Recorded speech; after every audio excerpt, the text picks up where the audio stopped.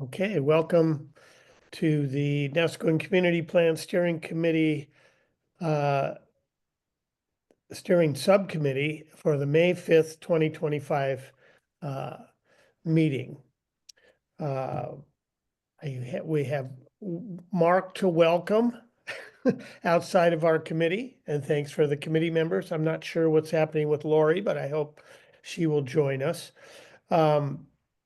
We'll call the meeting to order, and first business is to approve today's agenda. We're Yep, all good with, that's good. okay, We're good. Lynn, Approved, yes. Guy, It's good. okay. And okay, we've done that. And then any conflict of interest declarations from anyone? No. Nope. Nope. Okay, I have none either. No conflicts of interest declared.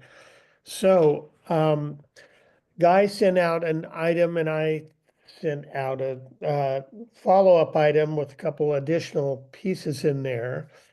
And but I think maybe the reason we're having these Monday meetings to ruin Guy's swimming schedule, besides that point, is to focus on what remains in the community plan and middle housing. And is it too big of a list to make a checklist and say we need to do these 36 things, or is it? I noted, Tom, that last time we met, I believe it was you who said there's a lot to be done here, so we need to be meeting more often.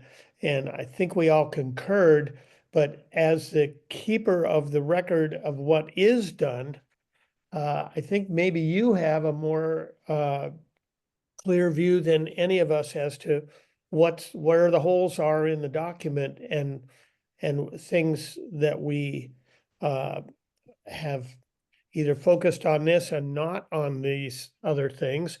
Or so would you give us your perspective at this point on whether we could do a checklist or whether it's too large of a list to articulate in one short list? Let me suggest a methodology for that. We have our current version is revision 10, I think is the last one that you could see. I subsequently had some more inputs from Guy, but I think we should go through the document as it is and either approve or reject all of the potential changes. And one of the potential changes is, do we keep the middle housing section in the document at all? Or is it not relevant to something that's going to last 20 years? We can think about that. So Tom, when you say revision 10, it's revision 10 to the whole it's a version of the whole community plan? Yes. Okay. And then right now, currently, that version, I think, has middle housing in it, or it doesn't? Yes, it does have middle housing in it. Okay. And what I've got is, I'm starting here is revision 11 as the starter. I'm assuming something will change. So, and when we get done, I will publish 11. And if we decide we need to add some more things, then I can make yet another version to capture those. What I'd like to do is I'd like to get rid of all the red lines and either accept or reject all the potential changes. Then we can start and see what we got. Great. Okay. So when I was witness to the bylaws meeting the other night, you had the check boxes by a number of the items. Is that something we're aspiring to at this point? Maybe. We could do that. We could do that. I mean, I'm not there yet. right. No, I know. That's why I'm Yeah, well, trying to follow your methodology and understanding if we're to that point yet. a little bit different creature. The PP&R are basically very atomic, standalone things. So we can check it off. We don't need to worry about that. That's done. This is very more like a web than a stack of things. So it's Yeah. interconnected. So I'm not sure we can say something is done till most of it's done. Right, till we turn it in.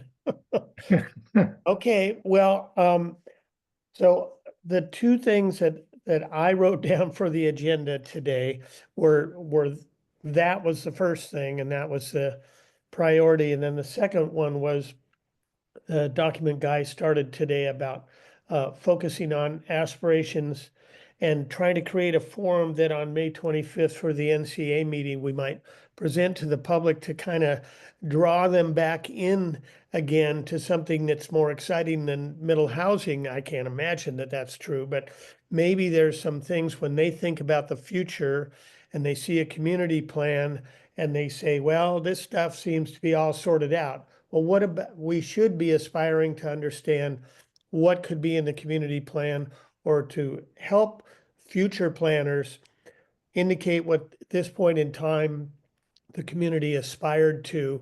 And within the community plan, single a number of those things out and have them help us prioritize those things, since we'll have a group of 75 to 100 people in one place.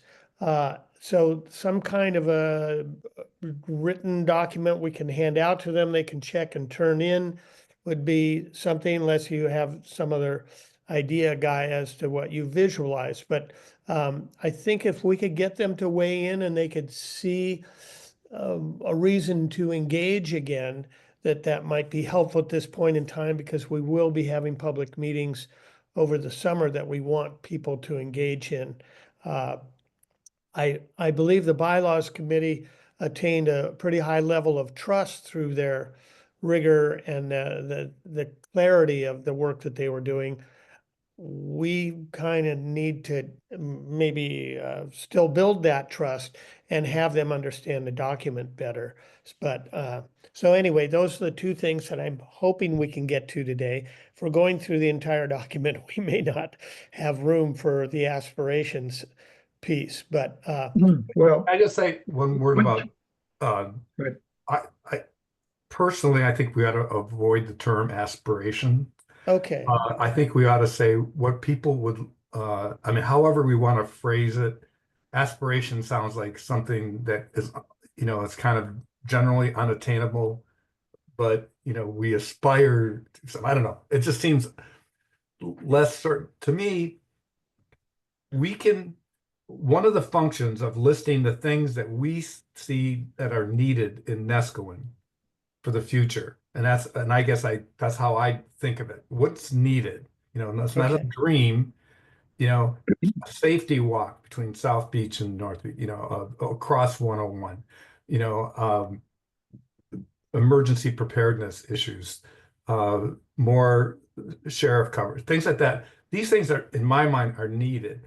And just as when we wrote the grant for that we got the $1 million for the water district, we Mhm. included statements from this process that it's important to the community to secure its water, its drinking water.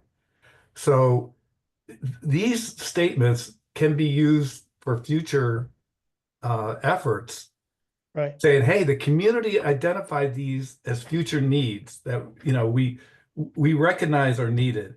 And the community went through a process to do this. That's what we did for the water district. We probably fudged a little, and because the process isn't done, but we did take the comments and people's concerns and interests already. Uh-huh. But so I think we have to think of it in those terms. Okay, so the current title of that section is called Goals for the Future. there you go. That's great. Yeah. All So, right. Rand, just to help the discussion today on those 2 points you outlined. So the Memorial Day weekend meeting is a meeting of the what? Community association. The Community Association. Okay. Those are that and the Labor Day meeting are the two biggest public meetings that happen in Nescoin, and people are used to going, and it's the biggest number we see of people in one place. Right. So, Tom, is it possible to have version 11 by the time of that meeting in May? I would say 12 probably, but yeah. Okay. Because one of the things I think is really important in a project that has gone on this long and has been up and down and has had this huge big what's middle housing interruption or component is it's time to get the whole document out there again. It's summer. People are busy, busy, busy. And it's time to get, and with draft written all over it, but we Yeah. need to get people's attention. And I think aspirational stuff gets people attention, but controversial stuff gets people's attention even more. And I'm a full disclosure transparency person, done the real way, not the fake way. And I think we need to get the document out there. And it's draft, but it'll get action. Because a lot of people have not paid attention to this process for a year So at least. how could they experience that since it's not our meeting and we can't make any decisions in the meeting? It's a information only meeting. How do they experience a 60-page document or whatever it is? Well, here's how it's been done for years in Oregon, and it's worked because it has no legislator has ever tried to eliminate this process. So what you do is you take the 60-page document, and I would argue for sending it to all the emails that the county has, not just the Citizen Advisory Committee, not just all mailing addresses in NESCO, not mailing, but emailing. And you send it to them and now it's perfect. In the old days, we used to copy them and hand them out. Yeah. We don't have to do that. Okay. And that way, first of all, you're able to say with transparency and honesty, we released the draft, the full draft. You know, we may take middle housing out, we may take other things out, but we released the whole document on whatever it is, May 26th, weird Memorial Day month. And we're going to be working on it all summer. I mean, to be very forthright, that the train is leaving the station and here you go and pay attention. And that way we are completely in the clear that we have given people enough time, that we've given them the full unexpurgated version, that they have a voice and an opportunity all through the summer to write us comments, to call the county, to call their lawyer, to do whatever they want to do. And I think we're due to do that. And we can put in, I think we can have a good discussion today about aspirational or desirable things, but I think it's time to get the whole document out there in its draft form. Okay. I think that's a good approach to it, and that's a good method to get it in their mailbox and say, we sent it to you, it's up to you to read it. So I agree Randy- with, I mean, getting it out, but just so we know that the NCA probably has the best email. The county doesn't keep people's email. No, we have the best email list. It's But we have the best email. over but not the county. 700. That's fine. Everyone Okay. left after our list, and But we can do both. And I agree that we should put the whole document up, whatever version we're at, and then at the meeting on the 26th, say to people, here's where it is, you know, start engaging. We're going to be finishing up this summer. But as part of that process, we can also, just to kind of generate a little interest, hand out a little survey thing and asking them what they see as a need for NESCO in the future. We can do both. I think it would kind of help. The other thing, Rand, too, is I was thinking, and I asked Bill Bush this morning, I haven't got a response. The second biggest meeting is the South Beach. I don't know if it's the two HOAs or proposal, if it's the Proposal Rock HOA plus others from the Road Association. I'm not quite sure how they do. Tom may Yep. know. I'm part of that. Yeah, it's a road association. Basically, the two organizations sort of collaborate on keeping the road open and the bridge working and the gate working. So you guys have a meeting on Memorial Day weekend, I think, don't you? You used to. I don't know. I'm not part of that infrastructure, thank goodness. I'm on enough. Saturday. Yeah, I'm usually it's on Saturday. But Okay, that's something we'll find Yeah. out. all right, Okay. so we could go to both meetings. Mhm. to capture that group and uh, pitch what's going on. Right. So Memorial Day is the 26th. We have a meeting scheduled of this subcommittee on the 26th. Is that right? Well, we originally did, and I think Lynn pointed out that it was Memorial Day and we probably shouldn't meet on that day. So I don't know if Candace included that or not. I thought we notified her that that wasn't going to work, but Well, we can. I signed up for it, and those are the ones that showed up on my calendar.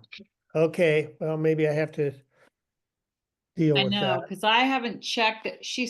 Candace sent out a whole block of confirmed these meetings, and I only responded to the first one because I wanted to come to this meeting today and get a sense of what our thinking is. So Okay. Okay. Tom, to release it would you see it advantageous releasing the plan on the 25th, or do you think we'd be able to do it before then? Well, we're gonna have to start on it first, which we aren't doing right now. Right.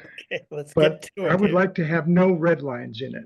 Okay. And I Right. would like to have topics that we know that need to be filled out. And a technique I started using with the bylaws is to say, this part isn't done yet, but here's what we're thinking about. Uh-huh. And I think that was very effective in going through the ones which we're not quite done with. Mm-hmm. You Okay. were there, Rand. Do you agree that that actually Yeah. worked? Yes, I do think that works because it helps the person who's reading it get a sense of where it's going, even if it's not complete. Yeah, Yeah. Well, why don't you, do that. let's So start. why don't I do that? Okay, I Okay. will. Okay. Tom, can I You don't suggest? need to say that twice.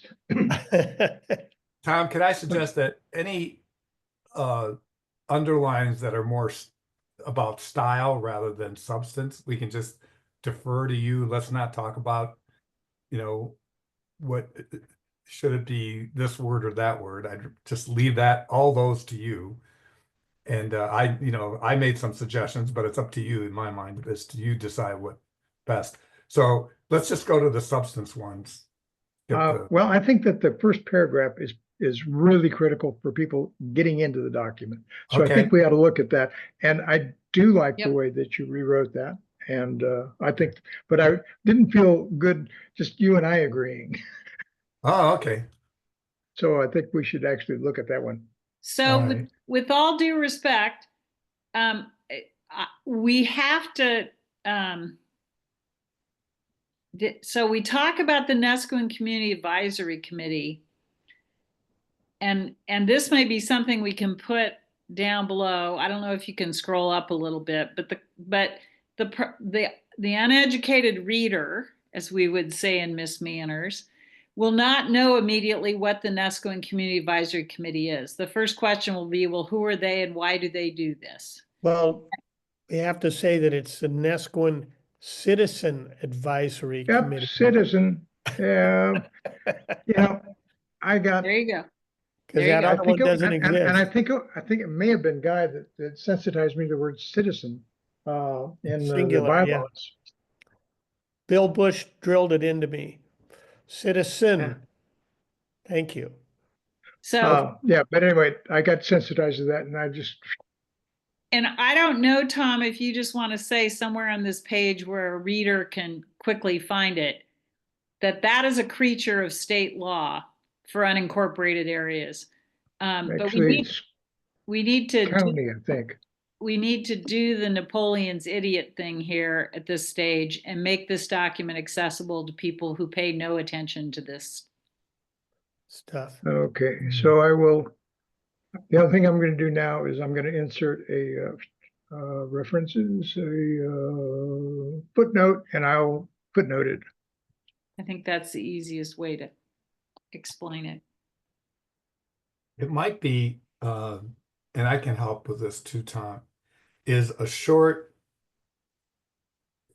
I don't think in the executive summary how we start, but it's at some point in the beginning, we talk about that the NCAC and this whole document is part of goal one in terms of the land use process in the state of Oregon as carried out by the county. But isn't that down below, Guy? I think it's in the Well, that first- answers, yeah, I can't remember where that is, but that answers your, what is the CAC and why? Why is Right. this document? God, I hate the term citizens, even more so lately. I can't see it down front. But anyways, it's Okay. something to think about. We can work on that, but Okay, could we read that Well, first paragraph and see if and have everybody say they love it? I please? love it. of course I love it. I wrote it. No, I'm just kidding. Okay, I'm gonna be somewhat driven here. That now references review. Okay, we're gonna accept that and go on. Okay, that's a yes. And we actually went into 25. Okay, these are all style things. We Is don't- Mark still on? I can't see. But Yeah, I'm here. yeah, well, Mark, my proposal to sometime to the CAC is to eliminate the first C. The what? To eliminate the first C, because in my mind, Oh, okay. It the would advisory, be, so, the advisory Guy, committee recommends. Guy, you Yeah. can't do it. It's state law. What state law? What? Citizen I thought it was advisory county. committees. Yes. It's State, you can't just declare yourself, it's state law. And we want to stay within that law because this whole process goes away if that doesn't apply. Well, we can probably disagree on that one, but that's Yeah. okay. That's my bugaboo is we're not limited to just representing citizens, but that's again my bugaboo. Okay, Okay, most of these, I didn't, I did a little rearrangement there. One of the values that I didn't add was middle housing or affordable housing, but let's go on. So Yes. wait, Tom, What? Yes, because you didn't include middle housing, I do think it would be good to put it in the Okay. areas of recommendations. I didn't finish my sentence. Okay, I'm sorry. I thought you were moving on. No, I'm moving on down towards where it is, the visions and values.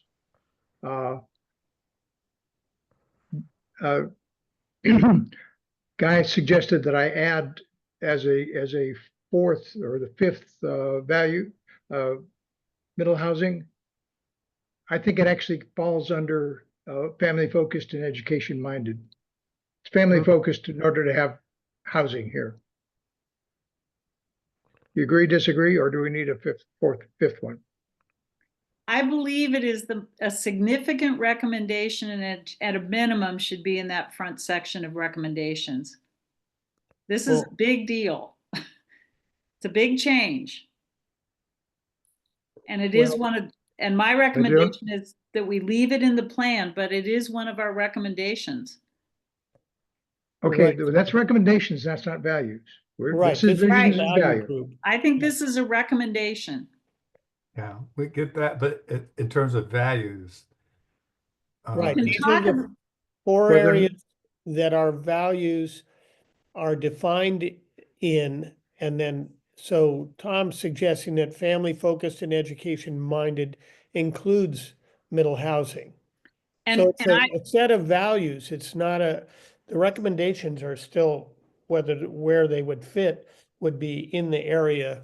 So let's scroll down as we go and see what's in family focused and education. So before we go on, with all due respect, I think taking something like this that has the impact it has and putting it under family focused and education minded, I think there are many people who would not put it in that category. And I think that it is the biggest change to land use planning in the last 20 years in this state. And so I think we have to call it out and draw attention to it. I understand the argument about family focused and education minded, but that's our perspective or some of our Okay, perspective. see, what's our value here? I Give me have the a- value. I have a Community comment- character. I have a comment also. Pardon me, Laurie? If you think about housing If we're talking just about housing, in past administrations, not necessarily our current administration, but current law, federal law, has very strict fair housing laws.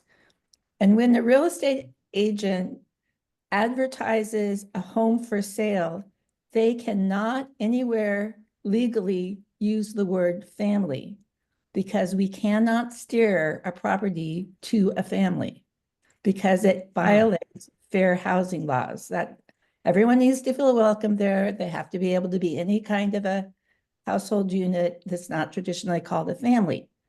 So it's not really appropriate to put a housing, it's not appropriate to put the middle housing thing under family focused because it's Okay. not just focused on families.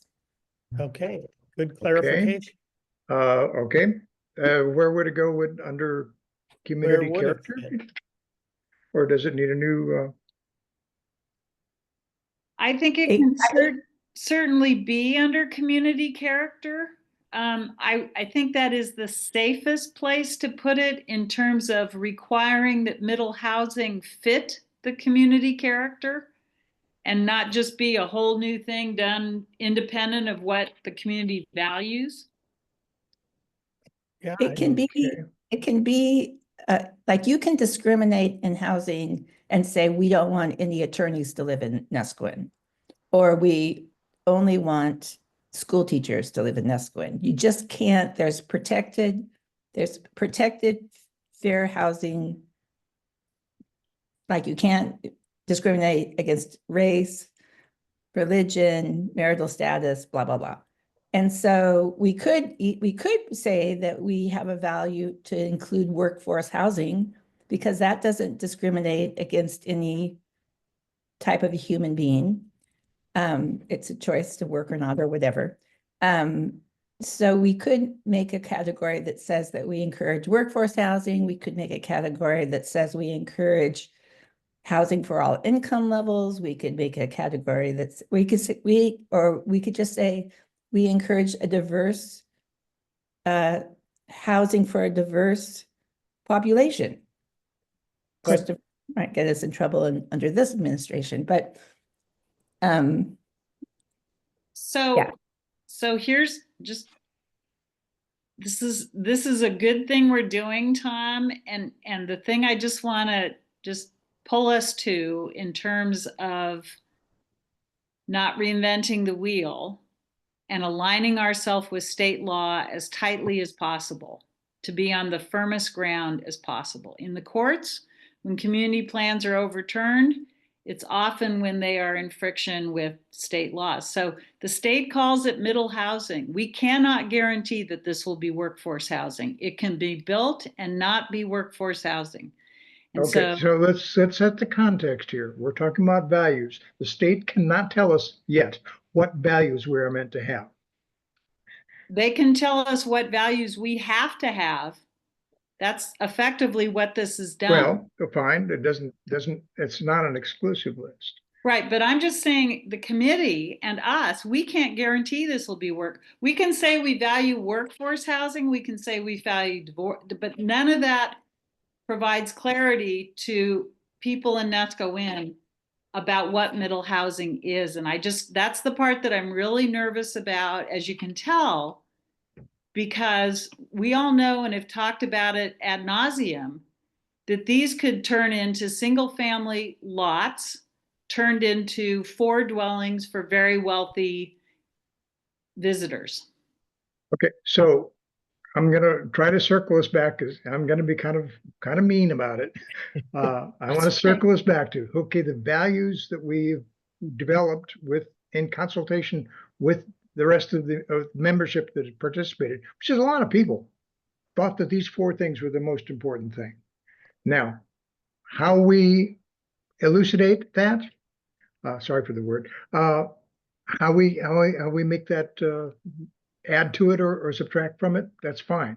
But are these 4 values enough to encompass the value of having housing for people? It's Housing for people, that's not counting. Right, in general. So it seemed like I heard you say, Lynn, that community character would be a place where it would fit. So I'm gonna, Tom, I think I'm on the same page you are, and I'm not being articulate. So let me try again. The reason I think it needs to be in recommendations is as a We're not recommendation. Just We're hold not on a minute. recommending here. No. I mean in the recommendations above that you didn't want to stop on, not the values, the recommendations, where we summarize the recommendations here. Okay, you're gonna go back to here, Yes, the right there, introduction. right Okay, there. Keep going down. oops, sorry. Oh, Microsoft wanted me to go back. Okay, so here is the the bullets, introduction. right? Go down to the bullets. Okay, let me just accept those because those are all reasonable things. There Okay, we go. Areas of recommendations. I think we save ourselves a lot of other challenges by putting it in there as areas of recommendations include middle housing consistent with Senate Bill 406 or the government, call it whatever you want, but highlighting it as a bullet right from the beginning. And then Okay. we can talk about values. I agree with that. okay, we're gonna have a middle housing bullet. I'll say something about that. Unfortunately, that means that it goes over the page. It really needs to be one page, so I'll figure that out. Where is, Microsoft Word just loves to scroll me out of where I was. Okay, here's a summary. And is there anything in the summary? This is the steps we did, other than we spent a lot of time on middle housing and even some amount of time on FEMA stuff, but I address the impact. Yeah, okay, it's right up front.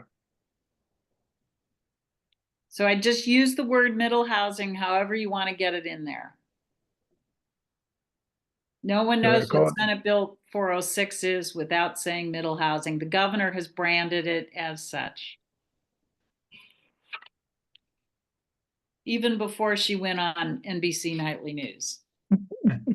Okay, this is ugly. I'll fix it later. Thank But you. impact of middle housing, and then parenthesize that or make footnote or I don't know. Anyway, and new FEMA. Do we want to even talk about FEMA regulation?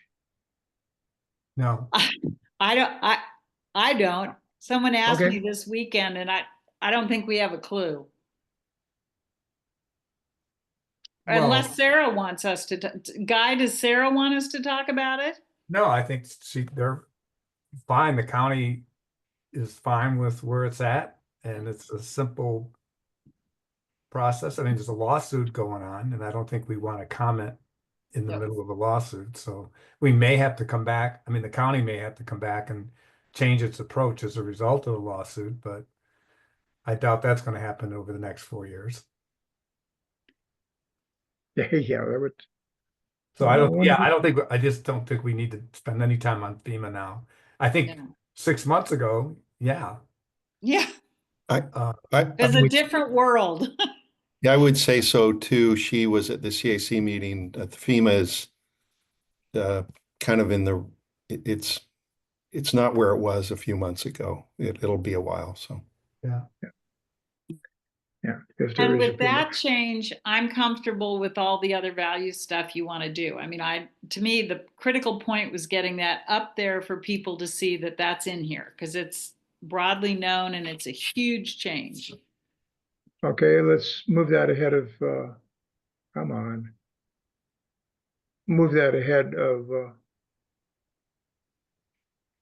land use goals, just to put it up as far as we can. Okay?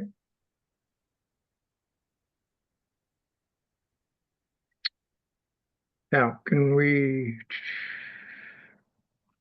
now, one of the things that I did do is in the visions and values, I took these values and I repeated these phrases throughout the document as support for, we want to do this, or we recommend this because of this value. Mhm. And that's my proposition on how we should structure things. That sort of gives it, rationalization and that. So as we go through that, have that in mind. That's what I've tried to do. Thank you. I So, like that. Thank you. okay, so we're still okay with this. Community character needs to have something to say about mental housing, and that currently does not. I think, let me go ahead and accept these because it's just.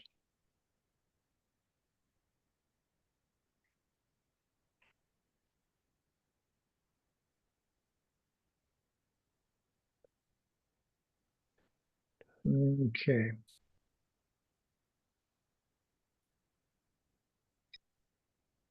Doesn't really talk about it. Well, in the sense that everyone feels like there's a place where they are welcomed is, Yeah, so what, yeah, what values would be involved in our decisions? I mean, we can cite a number of things about vernacular and the neighborhoods and the housing facing the street, entries facing streets, all kinds of things like that that have to do with the community character values. So I think it's, in a way, it's when you talk about mental housing, it just involves this. So how do we articulate it in talking about the values? I think it already probably says it about people feeling like where's the phrase that I just read? Inclusiveness, spirit of inclusiveness, feels welcome and respected. Neighbors and neighbors support each other, relax it, blah, blah, blah. I think isn't, I think it says what guided what we did in the Yeah, middle housing language. And if we include the middle housing piece in this document as content, we don't need to restate it here because we used all these parameters in coming up with what we came up with. right. So it seems like it's Also, it wasn't a value that the community expressed. It was a value that the state legislature expressed that we decide that we're working with and trying to implement to make it work in our community. But it wasn't a value that came from the bottom up from the community. They didn't ask for it. that's, I believe that to be true. And in fact, there is some amount of suspicion about the whole thing. Yeah, so I'm not sure we need to include it Okay, as a stated Uh, value of the community. so really, in terms of providing backup for recommendations, we could just have that as a separate item of backup rather than values. Okay, I could go with that. Yeah, that works. yeah, I wouldn't, Everybody understand what I just mumbled? yes, Yes. I do. Okay. To throw a wrench into this a little bit. Oh, Oh, of course. no. That's your specialty. I know. Separate from the middle housing, what the state and all this attempt is, do we have a value for people to be able to live and work here? Sometimes Actually, I think so. sometimes I hear people refer to Nescoin as a vacation community or a tourist community, whatever. I mean, that was certainly during the push of the STRs. And it's not like people who, and we have, of course, the short-term rental people. We also have people who live here part-time. But do we have a value to that we have housing options that allow for people to live and work in the community or in neighboring communities? Is that a value? Well, I It think it's, does seem to be a value, and I don't think it's here. oh, So one of the things to consider is, you know, if we get this document out in May, you know, and people can read it, which they will, um, if we've said something they don't like, we will hear from them. That's the point of this process. That's the point of the community involvement, is to put something on paper and then have people react to it and say, you know, I don't have that value, or I do have that value, or you forgot my value, or whatever. So to me, we can certainly put things in, and we need to be prepared for people saying, you know, I disagree. I'm not saying with regard to housing, but we are an unincorporated area with, I think, 400, Lori, is it 400 year-round residents? I think it's even less than that, but I'm not sure. I had heard 362, which is less than we did it 20 years ago. But in any event, with no budget and no government. right. And so I just think, I think in this draft, we should put in anything we want to get out on the table for discussion, but I don't think we should feel like it's necessarily going to be cast in concrete. So, Okay, so Tom, this I will- highlighted paragraph here yeah, does talk about a diverse housing supply. for people So- who live, work, and visit. Yeah, that's a value. I think, so we're covered on that. Yeah. I didn't Yeah. remember that. It's been a while since I've been in this document. Well, Well, that's why we're doing this. and We all have been distracted.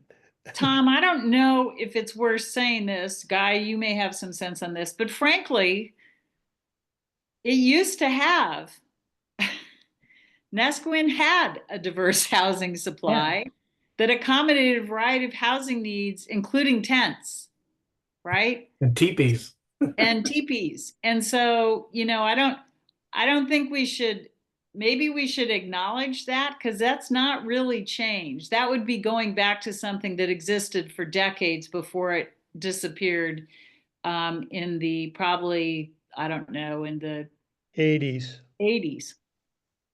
Except that the current version of tents and teepees is RVs. Yes. And And we have those. Not, I mean, we do. We have a very nice RV park. yeah.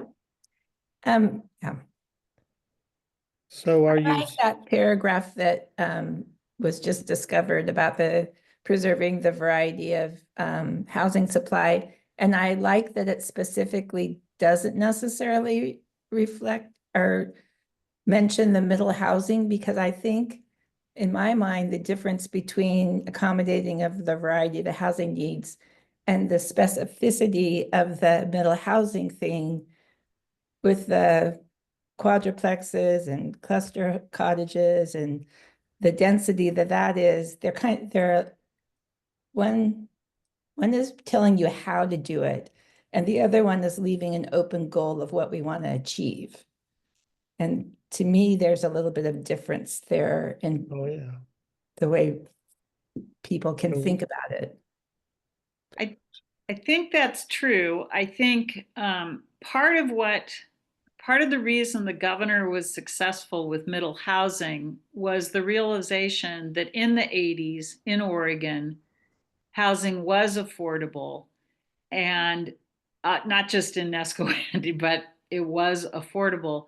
And that what hasn't happened is the housing supply in the country is so short that it has driven the price up. And to some extent, the land use planning process itself may have driven the price up. Some people think because of urban growth boundaries. I can give them a good argument on that, but nonetheless, I understand their position. So I think, you know, what I don't want people to come away from this document feeling is that we're pointing fingers or saying we did it wrong.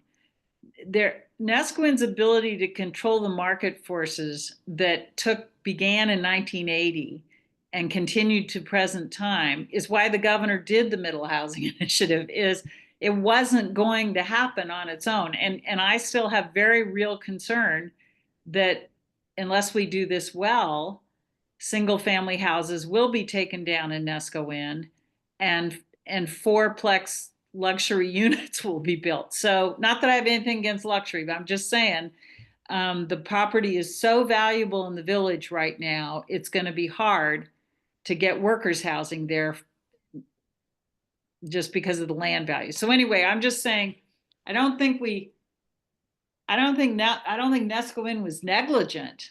I think the state has now taken an action that says we've got to do better than we've done in the past. And I think Nesco probably, some people do not support it. I mean, but it is now the law of Oregon.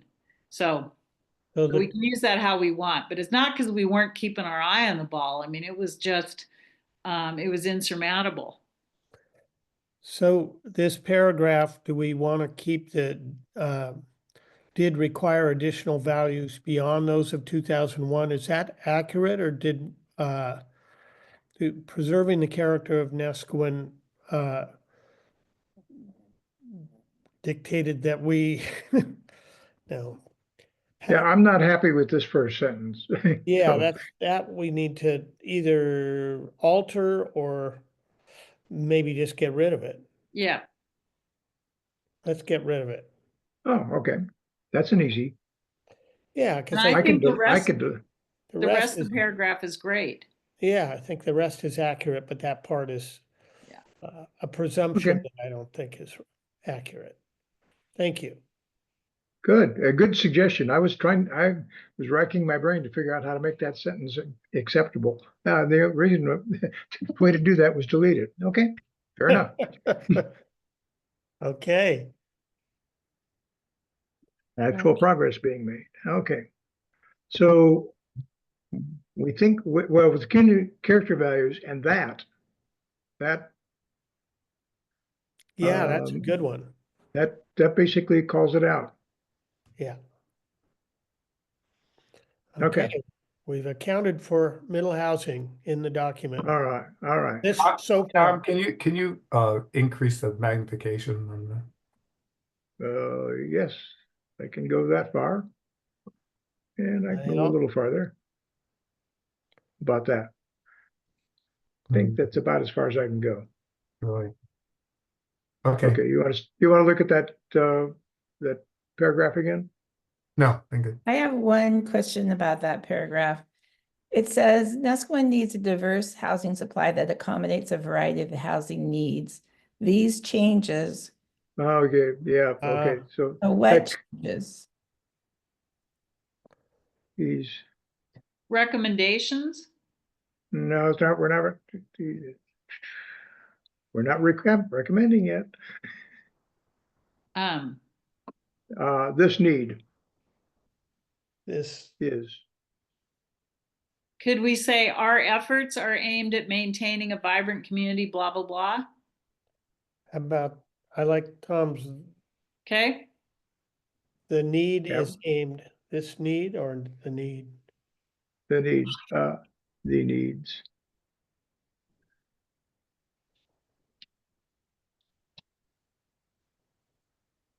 The need is Aimed. at, I think the housing sentiment is- is right. I think it needs to be wordsmithed, and I think we shouldn't do that right now. Okay, But I'll reword that. If the sentiment is correct, I'll make it look prettier. yes. Okay. Okay, and I'll do that before I upload R11. Okay. Because we're already almost an hour into it, and we're still in the Scratching the values. surface. Yeah. Okay, so let's go back to review and okay. These are all changes that perfectly reasonable changes that corrections that Guy supplied. Okay. Now, the question is, do we leave this in? This is no longer current, this section. Okay. Because Look at I pulled that. it. Huh. Okay. Tom, is this where you would see the middle housing piece we've been working on being inserted in the whole thing, or what do you think? Well, I mean, that's my question is, this would be where it would be if we keep it. What is the value of keeping it? If it's going to be already implemented in some further evolved document. See, the problem we're going to have is that as our permissions change once again in the middle housing thing, this is going to change out from underneath us. But let's look at it this way.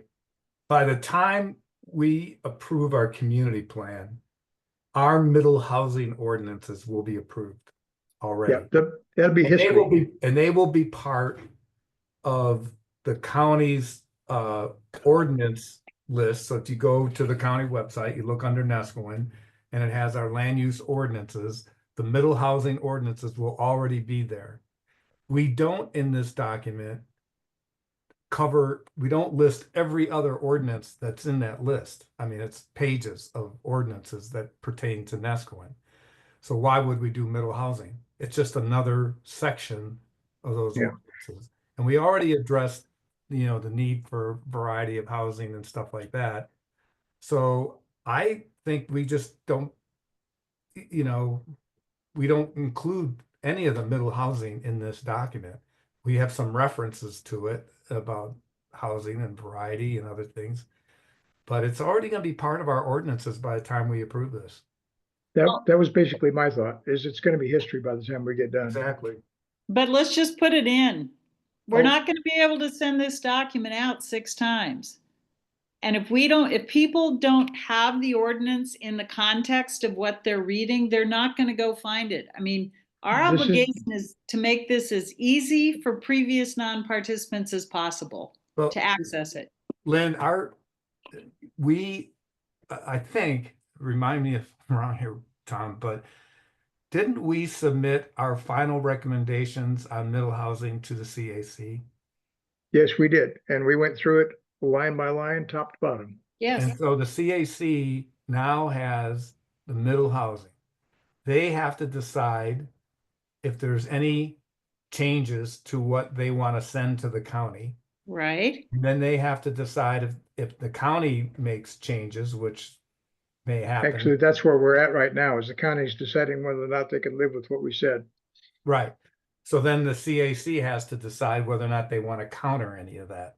Right. So it's out of our, the middle housing thing is out of our hands in terms of even collecting comments anymore. So Guy, It's up to the CAC. Yeah. the Yes. CAC is a state required entity to prepare a community plan. We are the subcommittee assigned to the CAC to develop a community plan. Right. If the county has approved what the CAC approved, it needs to be attached to the community plan, with the community plan, etc. They go hand in glove. And it isn't out of our hands because it's public information. Yeah. And it can all be released to the entire zip code of Nescoin with no problem. Yeah, my point is, Lynn, that in terms of our committee's responsibility. But I'm just saying, I will not support sending this document out again without the middle housing element going to the CAC. Is a discrete group of the community. It is not the community. That's not, the question is it appropriate to have this particular section in this particular document? Not is it valid or invalid? We have a parallel document, which is Nescoin's preferred approach to middle housing. That is a parallel document, and that's been well vetted. Should this be? We are repeating information inaccurately. That's the worst thing we can do. Yeah. Right. I'm not proposing that. I'm proposing I delete it and we have that separate document. Should we have this as an right? But to finish the point, Lori, just so I can finish with Tom, and the separate document goes out to people as well, correct? It has. It has. It's already out. It has not gone to the community. Yeah. It's gone to everybody who cares. That's not true, with all due Well- respect.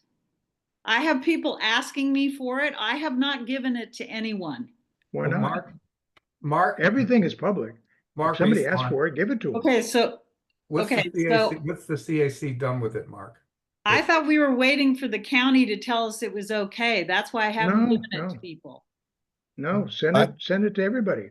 Okay, Oh, I don't think it has been sent to everybody in the community.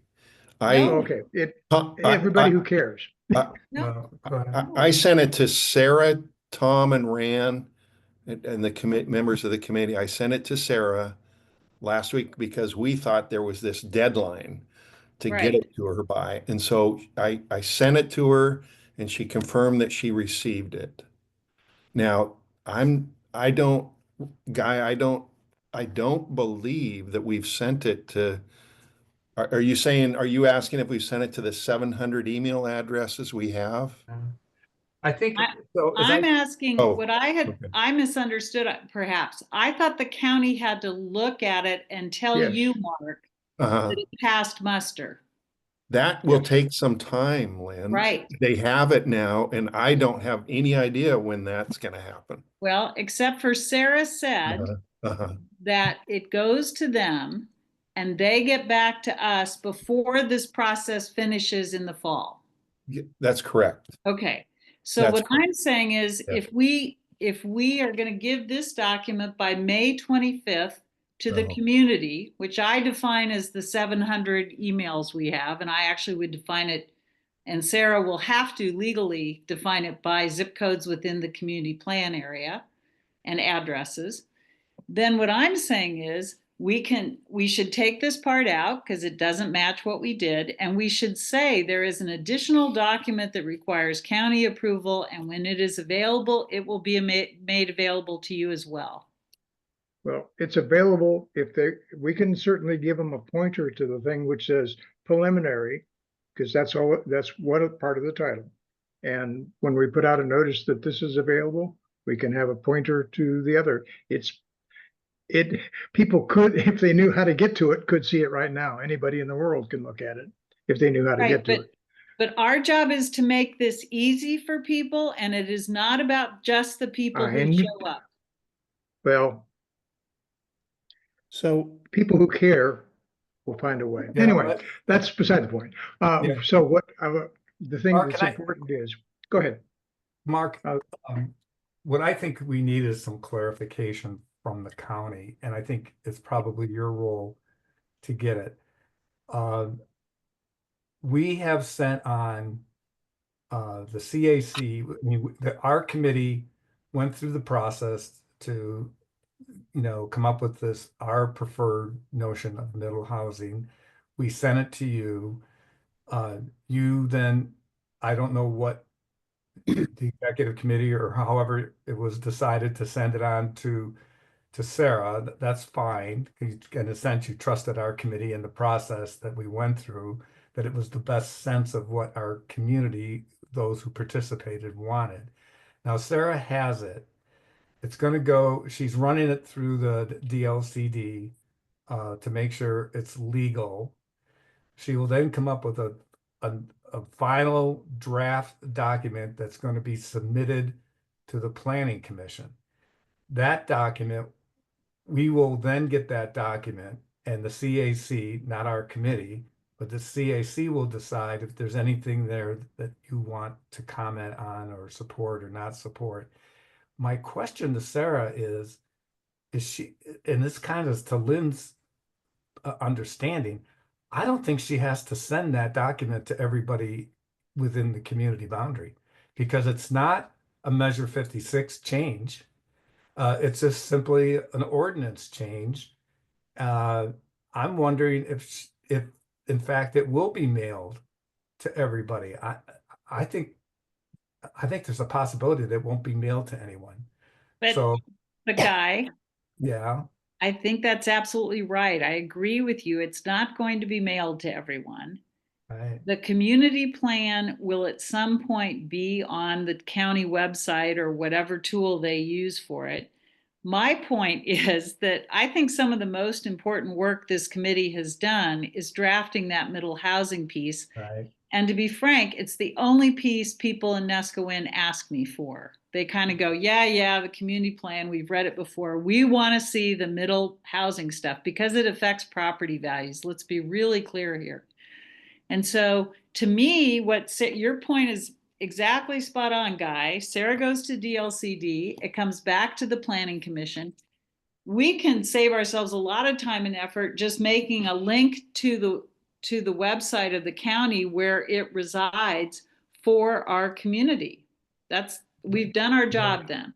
I I believe that there's going to be hearings, I think, on this, and that the Yes. public can weigh in on it.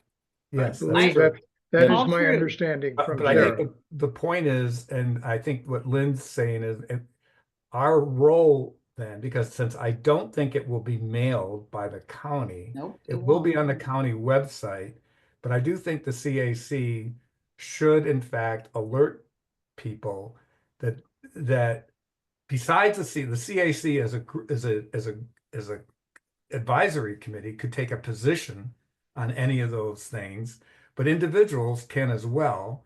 So we want to make sure everybody's aware of it and what is being proposed to the Planning Commission so that they can make comments and recommendations in front of the Planning Commission. So at some point, when Sarah has the draft that's going to the Planning Commission, we want a copy or a link to that draft for middle housing so we can get it out to our members so people can first advise the CAC if we think we should take collective action or if an individual wants to take individual action with the Planning Commission. So I believe that is the plan for it to come back and there,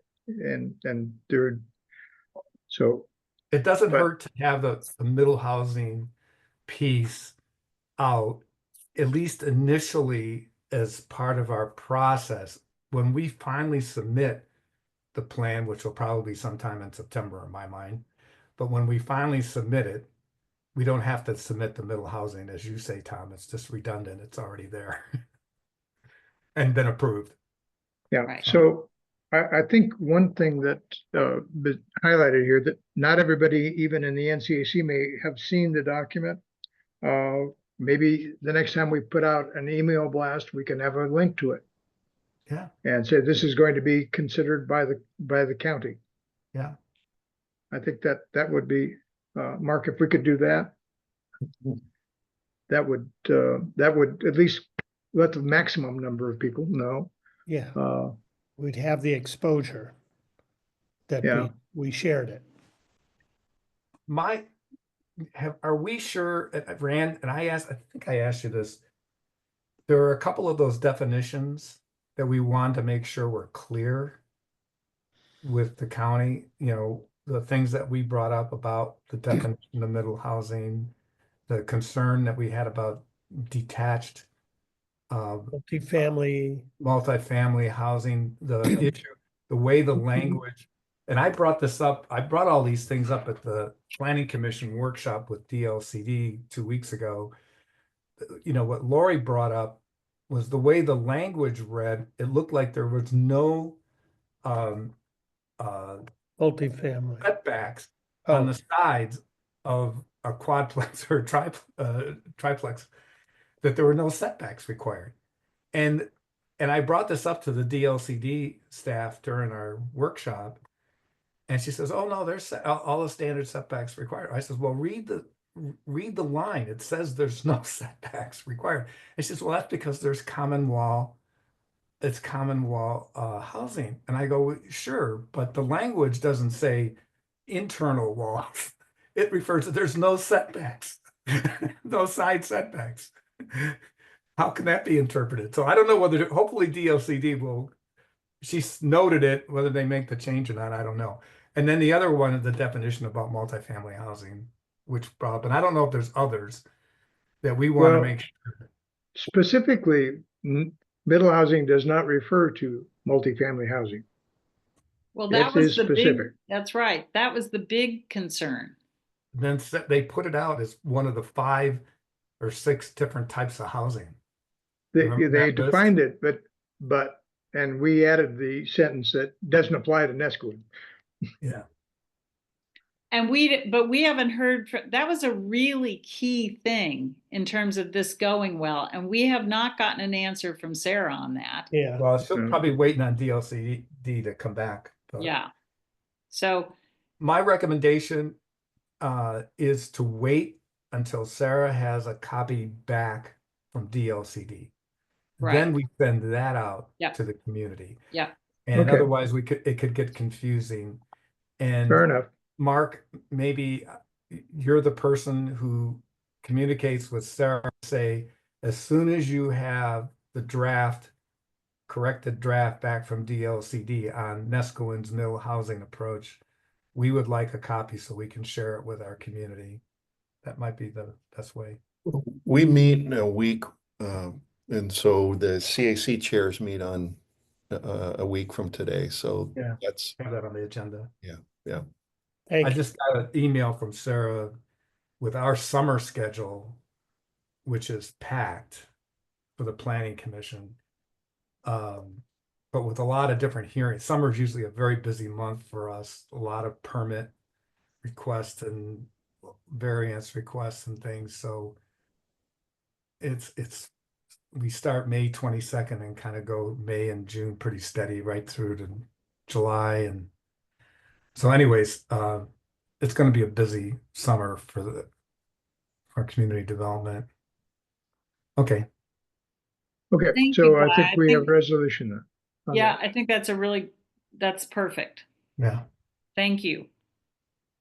Okay, let me do a save here, and I think I can do that. Yes. Wow. Ah. Okay, and then I'll do an accept on that.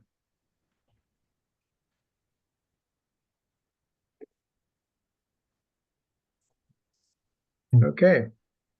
Gone. So not gone, it is just displaced somewhere else, because I really, really didn't want to try to maintain synchrony between the two documents. No, Yeah, I that- agree. Crazy. Okay, so we're to the point of proposed changes to ordinances. And I repeated the bullets here and summarized them. And that is meant to be used as the way to justify these changes to ordinances. But I'm not the expert here, this is obviously. So you guys are gonna have to come up with the changes. One of the things we did note before is that the housing inventory that was in the previous, this is the previous version, that we need that from the county. Is that going to be available? Do we know? Yeah, she keeps saying it. They got a new GIS person and Oh, yeah, okay, it's a GIS problem. Okay, fair enough. Yeah, and unfortunately, it's not her department that runs or defines the GIS, it's the assessor's department. And the Yeah. assessors care about different things. right. And So that's the problem. does Sarah have flagged that we need the vacant lands inventory updated, or where are we on that? I think it's She has another acknowledged that. Yeah.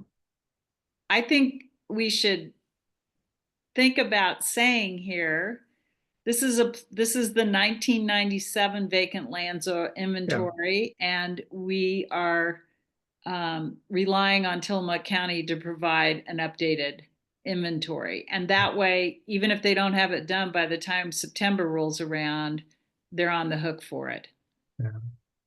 Well, I say editor's note there, we need current information from the county. Is that not enough? So if I would leave that in. Yeah. No, yeah, I yeah. don't intend to, that's in red and not a change.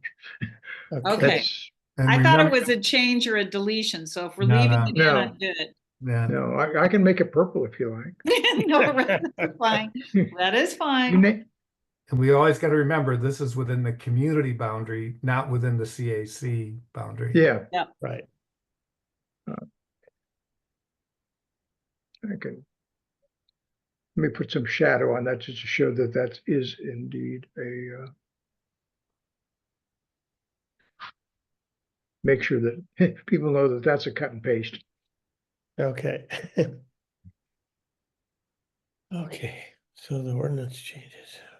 Okay, so I broke it out by the areas we have, the zonings.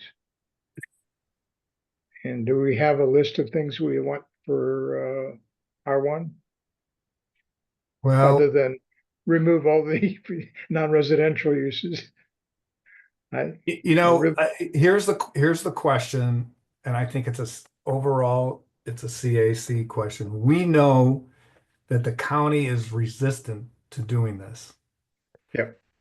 In my belief, we think that in terms of our values, that this R1 and R3 residential lots should be used for residents.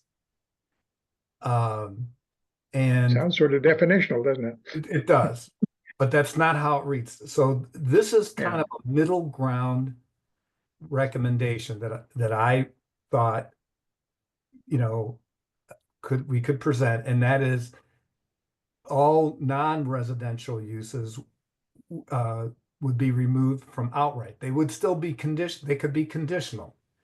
And if you look at the county, there's 4 criteria for judging a conditional use. Some of it is, does it fit within the current location? So if I want to have, a chicken farm, or I want to have horses on breakers, I'll have to at least ask, is this going to interfere with the kind of nature of the area or whatever? I mean, I'm obviously paraphrasing here. It's a little more specific, but at least there's a consideration for non-residential uses in a residential area. Now, what we're going to be told is you can submit it. Sarah's going to not recommend it. The planning commission could recommend it. And the planning commission, if the planning commission recommends, who knows what the county commissioners, and we could do political pressure. Hey, this fits right with where the governor is. Now, what it'll require is a Measure 56 notice.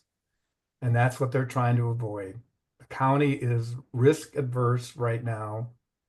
And that's the argument Sarah's going to go to the planning commission and county commissioners. We can't afford any risk right now because we don't have any money to defend ourselves. But should it prevent us from making the recommended change? And I completely agree we should make the change. But I think that there is a possible way we could backdoor this. You pointed out that farm and forest uses are not actually defined. If we could define those in a way that it would be unlikely that they could occur in Nescoin, within the boundary, then that would actually solve the problem indirectly. I think one of them is defined in Nesco, in Tillamook, and one is not. I can't remember which one is. I think it's forest that is not. Yeah, one of them is not defined. And I can't remember. I apologize. But you're right. That's another approach, is definitional. But Sarah would, of course, is going to argue, in your definition, you are denying somebody. And I told Rand this morning, I brought up at our workshop last week or 2 weeks ago, this whole thing about the setbacks. I asked, given the residential needs and these non-residential uses in resident zones, I says, can we use the farm and forest setback rule? Can we use it in reverse? In other words, you can't build within 100 feet of a forest or a farm in Nescoin. What about, can a farm be established within 100 feet of a residence? And of course, what the answer was, yes, they can. There's no restriction on where a farm or forest can go in a residential zone.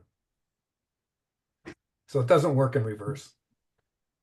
So Guy, I think in the spirit of, again, lots of transparency and lots of clarity at the front end to get to a better product at the back end, I think we should do what you say and put it out there.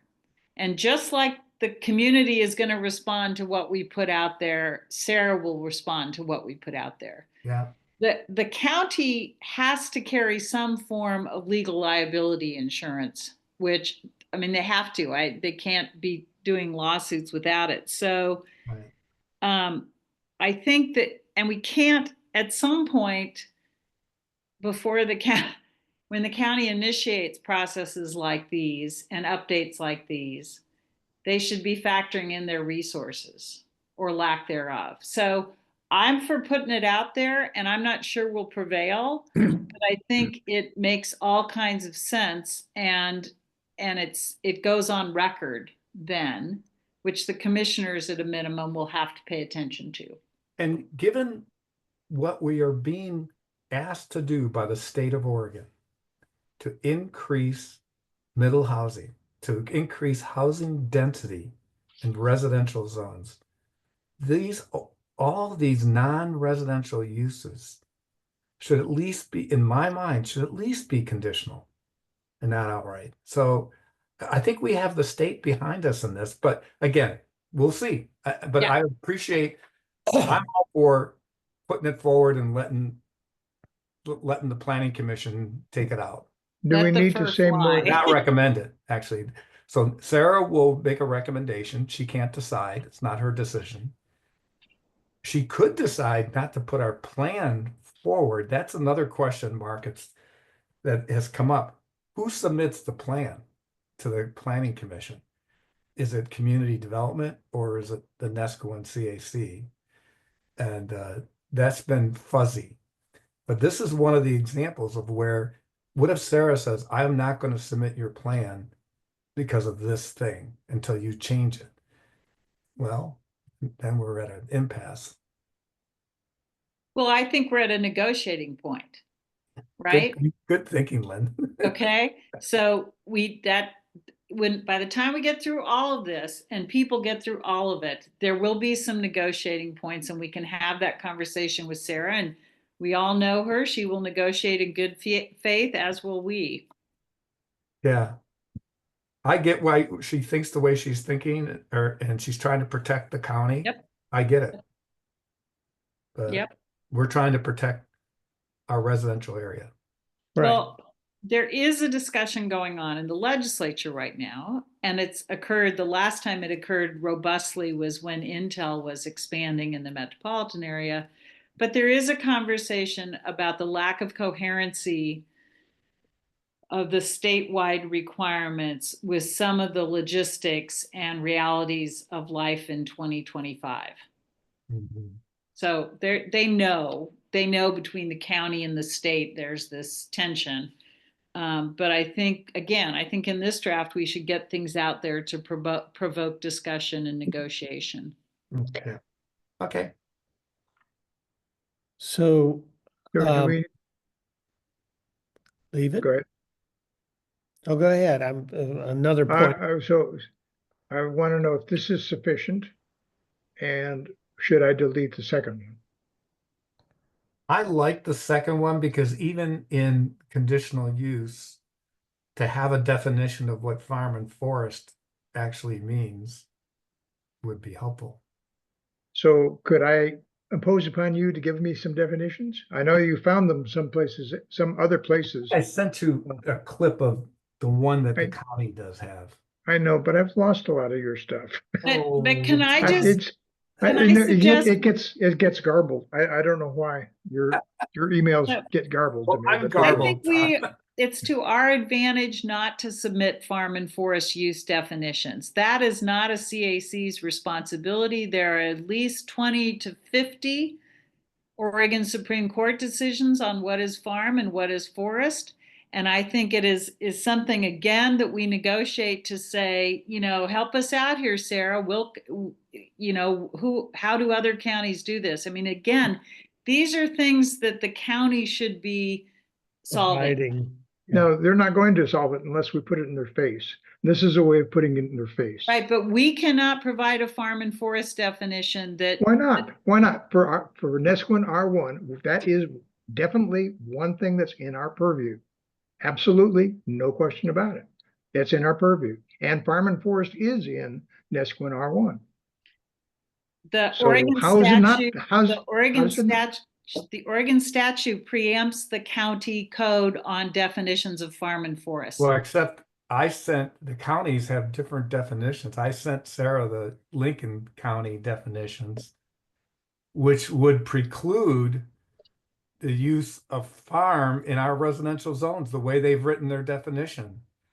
And she said, that's great, that's fine for Lincoln County, but if we made that change, we would have to go through Measure 56. So there are counties who have their own definitions, and they did it primarily to restrict even the possibility of a farm or forest use in a residential zone. Right. And I'm not saying we can't write a definition, Tom, just to be clear. What I'm saying is have at it.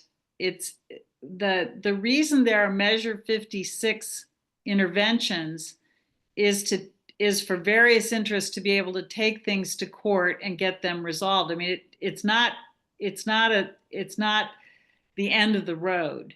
It is a bump in the road, or it's a procedural requirement in the road. It's not the end of the road for definition of farm and forest. We absolutely can write whatever we want. I'm just saying this is the strongest, this is the reason for the land use planning process beginning 50 years ago. It has been litigated, but we can certainly write whatever we want. We just can't get wedded to it because it will not sustain. This entire document may be completely ignored. That's okay. We're going to go ahead anyway. We said our piece. It's a negotiation. You have to have a starting point. This is a starting point. Yeah. Okay, so if we So- leave that in there for now, Okay. and then we see where the chips fall. Okay. And this is all under the community character Right. changes. And So one of the other things that did happen, I talked to the fire chief and then we talked to the public works, and they said they would walk through the village to discern which streets they would recommend have parking on one side of the street only. Because we were asking about this in middle housing, but it's really about emergency services and safety and such things. Is that something we want? Do we feel like we're clear enough about it that we want to recommend that? Or do we want to do that exercise and then find out whether it makes a significant alteration and adopt it as something that is required in Nescoa as an ordinance? So don't you, again, looking at our committee's charge, our general recommendation concerns I think as Lori has pointed out well over time, that increased density means increased parking, street parking means we've got a problem, which we already have a problem with street parking. It'll just increase the problem, and it becomes a major safety issue in terms of emergency vehicles, also a safety issue just with pedestrians and bike use when you have a crowded street and cars trying to fit through. So I think we've pointed that out.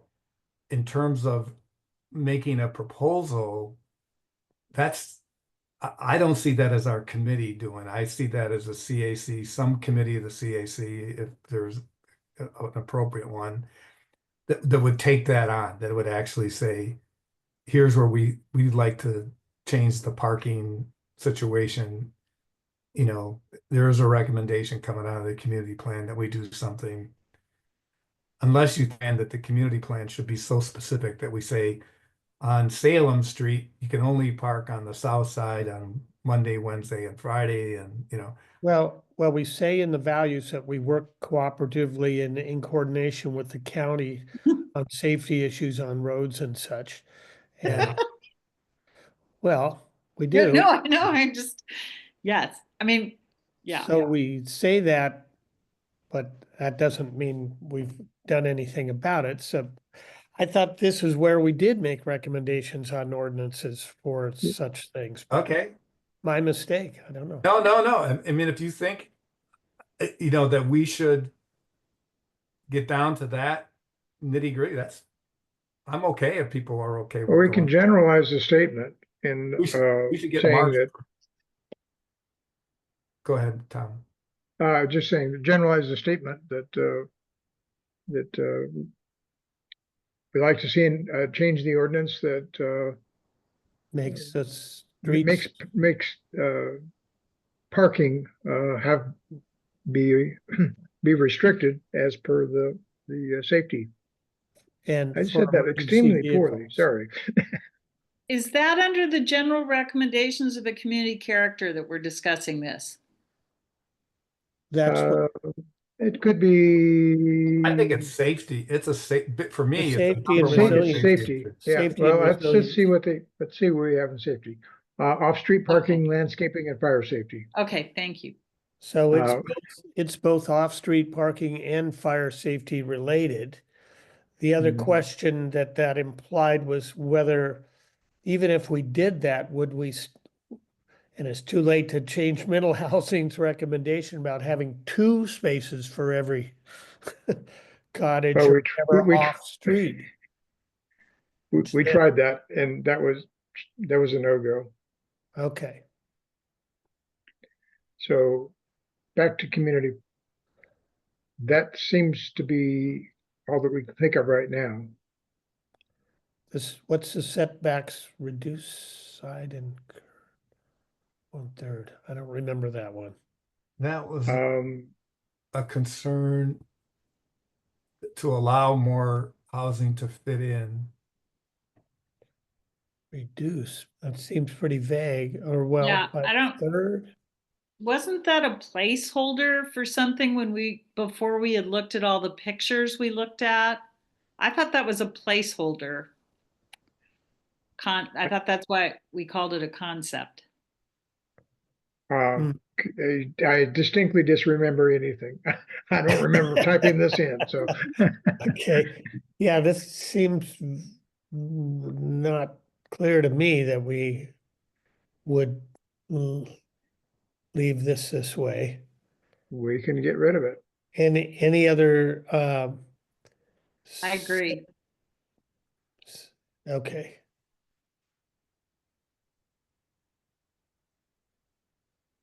Okay. So can we go back to general recommendations, just right up there, right before that? Where we say county public works take responsibility for maintenance of county roads. I think we should just take out that extend to the beach. They are responsible for the roads. Period. That's, what that means is like all the beach accesses, well, yeah, but what all I the was, beach accesses are kind of extensions of the county streets. Well, they're all platted as county roads, the beach Yeah. ends.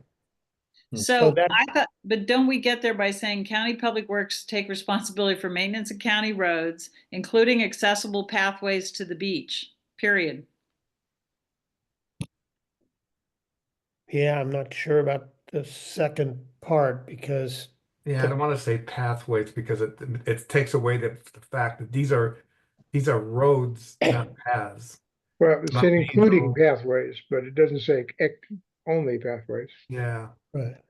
And the pathways are actually, well, if the path, yeah. What about if it just says And- including access to the beach? Yeah, there you go. Well, okay, because they are doing that now through the TLT. We just got a $75,000 grant to keep emergency access for beach accesses. It doesn't really include every beach access. It's just where the emergency vehicles go down, Which are roads, I- county roads. which are county roads, except, yeah. They all are. Well, they're on the riprap, which is privately built and maintained. The county So- road was right down to the, But Okay. another point of clarification here. County Public Works take responsibility for maintenance of county roads. Yeah, That's separate from roads that extend to the beach. They are responsible for all the roads that are county roads. yeah. Is that, I'm unfamiliar with what that entails. Is that all of the streets in the village? There's Yeah. a map of the county roads that are their roads. So for example, the little road that is in Nescoin North is our road, and it's specified as you people in Nescoin North, you got to maintain that road. It's your job. We'll have nothing to do with it. The county has its own map of its own roads, but it's not just the pathways to the beach. And even Right. though we have a nice volunteer partnership, it is the county's legal responsibility to take care of its roads. The fact that they aren't doing it or say they can't do it is up for discussion and debate, but we should not be saying that they are only responsible for pathways to the beach, is my Oh, point. no. Yeah, oh, no. They're okay, responsible for the roads, Yeah. including access to the beach.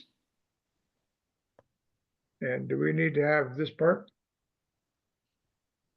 Most people in wheelchairs just would prefer that they not be called, that they're not I mean, I just think it's, people with disabilities would prefer not to have that in there, that the reason it has to be done is for them. They'd just like it to be done in accordance with the law, which requires it be done. Was that an answer? Yes, I'd take it out. Okay, I was looking for an answer. There you go. I'm sorry. And we just don't want to say, yeah, we don't want to say that extend to the beach. There you go. okay. Perfect. Okay, perfect is good enough. I would say, I would add for me more clarity that county roads, including those that provide access to the beach. And That's good. that makes specific reference to the roads that extend to the state park. So, Great. Provide, Include those that, provide. access to the beach. yeah, Okay, so that means that doesn't go away. Okay. Yeah. This became an independent clause. 75,000, so the 45 you asked for got Yeah, bumped. they added 35 to it. So that wasn't a mistake in the paper. I guess not. No, you look it up and it says they gave us 75 grand. So, And you asked for 45. yeah, God, I'll tell you. Wonderful news. they're generous when they have money. Another example of wasteful spending by government. Well, I A think lot in they're the a little, I hope they're a little chagrined that they're not maintaining the roads they committed to maintain. I mean, maybe it's a little guilt playing in here. Well, What are you guys gonna do with the extra that's money? another discussion, and it's a long discussion of them not having any equipment anymore. They can't really do it. They would have to hire contractors to do it. So that's why they try and work with people who hire contractors to do that part of the road when the contractor is there, and then they provide the materials. So they're actually working out a way to do it, but it's kind of counting on partnerships. Good. Yeah. Yeah, And the it's not a goodwill bad of thing. residents. Oh, I and- think it's a pretty cool thing that we can do it without being a municipality. Oh, yeah, but yeah, easily. Okay, keep going. Good. Okay, are we done with this? Okay. Yeah. Okay, let me.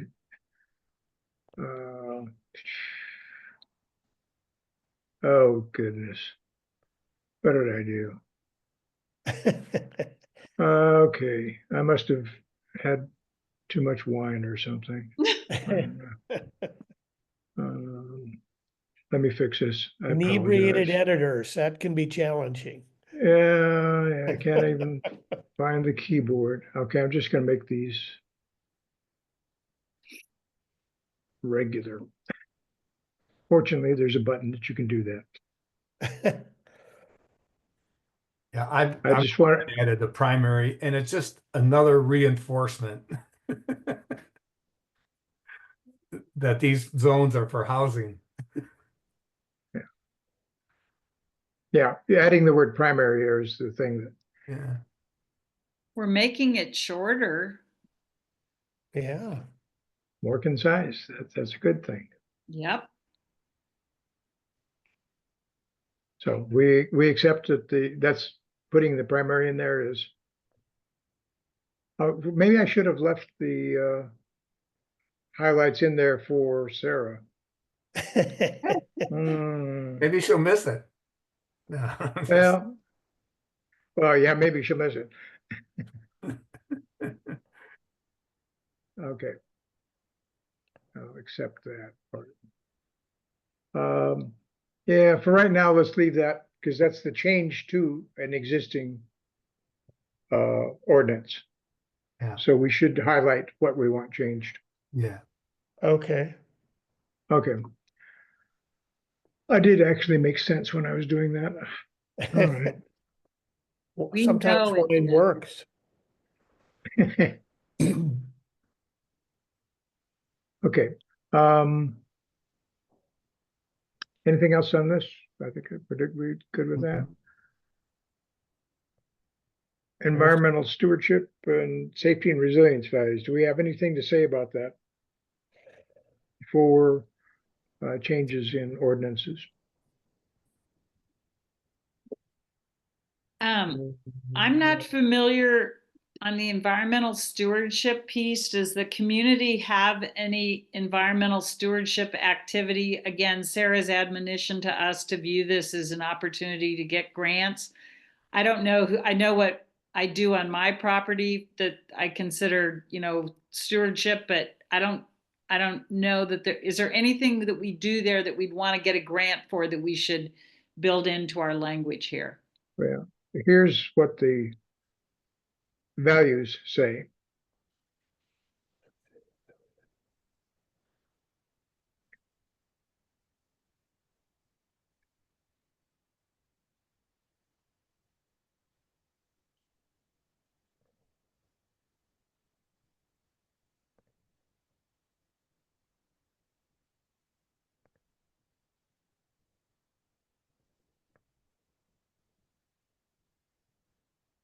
And can we translate those values into actions?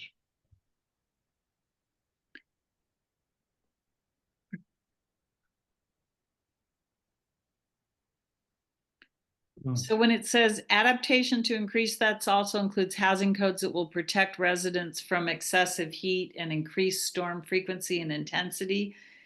Guy, Yeah. do we have like tree standards or what does that look like on the ground?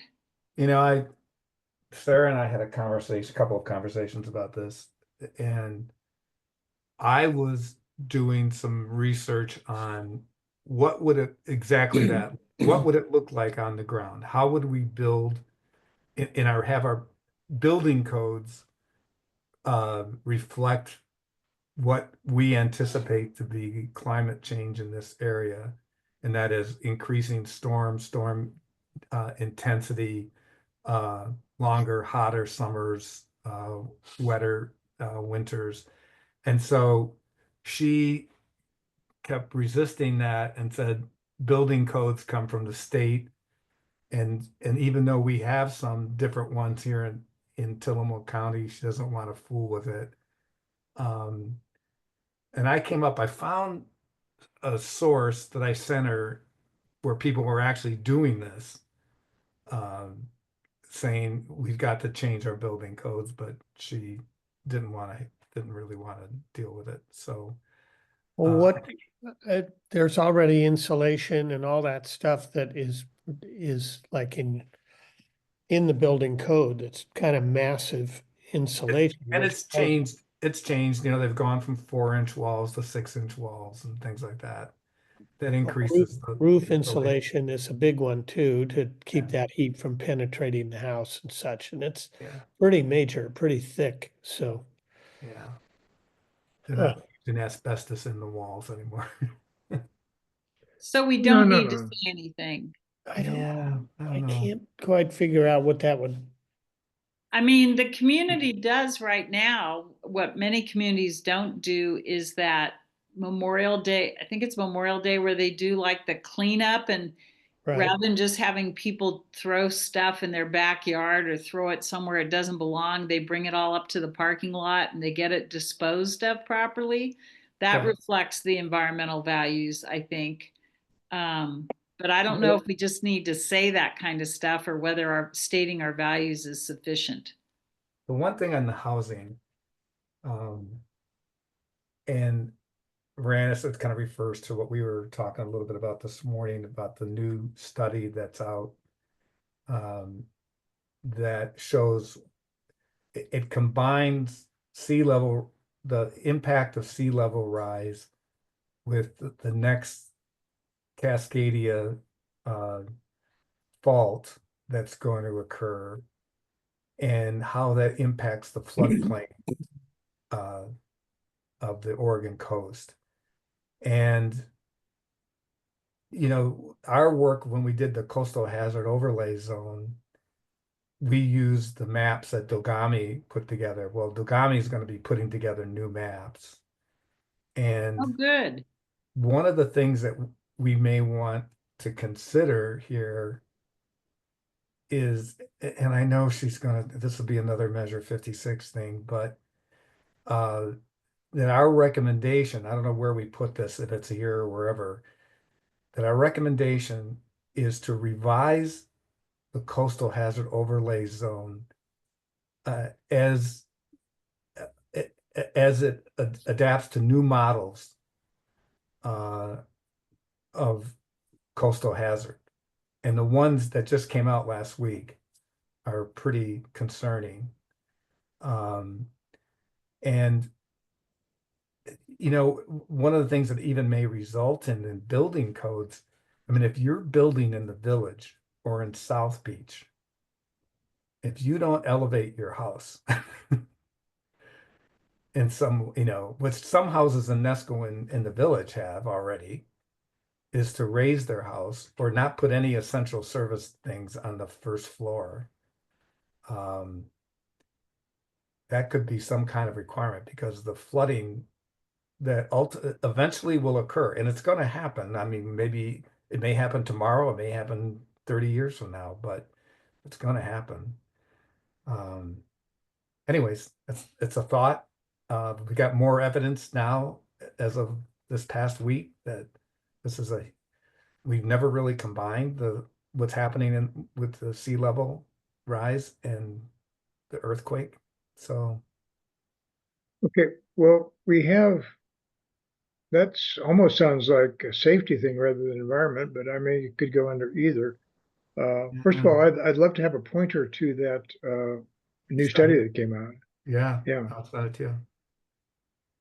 Um, Yeah. Wait, so this is now, so, I'm sorry. So we do have stuff Oh, under environmental okay, stewardship. so these are, I'm sorry, I jumped down to the wrong place. These are the proposed changes to existing, and then we have proposed new ordinances. Okay. Oh, So okay. these are the existing, and that's all we have on existing. Then we have new ones, Got it. Thank you. All right. and that's kind of the model that the old one had and several other community plans had. I tried to be harmonious with the other community plans in terms of kind of the layout, just so that it won't look completely strange to the people who are trying to consider it. So that's shoot- the night sky piece. Yeah. Yeah, Deschutes has one T. Yeah, that's what Microsoft says. I think it ought to have two. Okay, well, you I can create admire a new your river. chutzpah, Tom. I think that you can't have too many Ts, you know? Yeah. There's not a shortage of them. You know, vowels, we got a shortage, and commas, we have a I shortage. think So I borrowed this from the county disputes. Yeah. Nescoin North has this provision. It's another wording, but it's essentially the same thing. So we have night skies, Provisions. which means that when you're walking your dog at night, you really have to watch out for bears.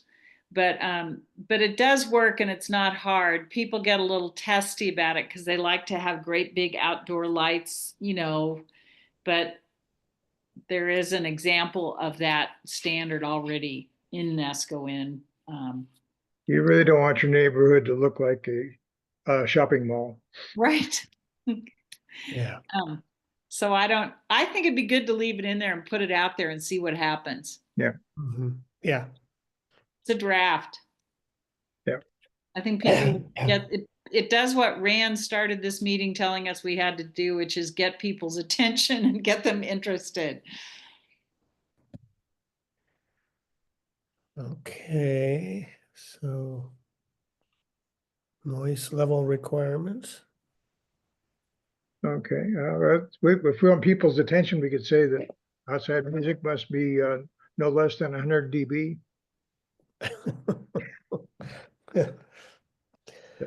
Will they be bored or again it?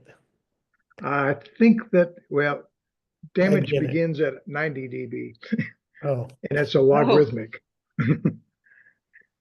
Also, is that a place where we might put something like a quiet time after a certain hour? Lynn, do you guys have like a quiet time after 10 o'clock or something? I think yes, and I'm trying to remember if it was last year where we started. As we all age, it's like, okay, so now should it be 9 o'clock? But it might be. I think originally it was 11 o'clock because people just thought, particularly in the summer, it's impossible to get, you know. Right. But I do think I don't know that the community has adopted an evening standard, and I don't. I mean, I would think renters might care about that, or but I will go into the Nest when I can't go in because I have to disconnect from the call and go into the bylaws. But I think it's 9 or 10 o'clock. But the motels and stuff, I don't know if they've had issues. We could put a noise. We could just put again. My solution at this stage would be say, 10 o'clock on weeknights or 9 o'clock on weeknights and midnight on weekends or something. Throw something out there and see if people respond. And you'll find out pretty fast if there's already something in place, if South Beach already has an ordinance.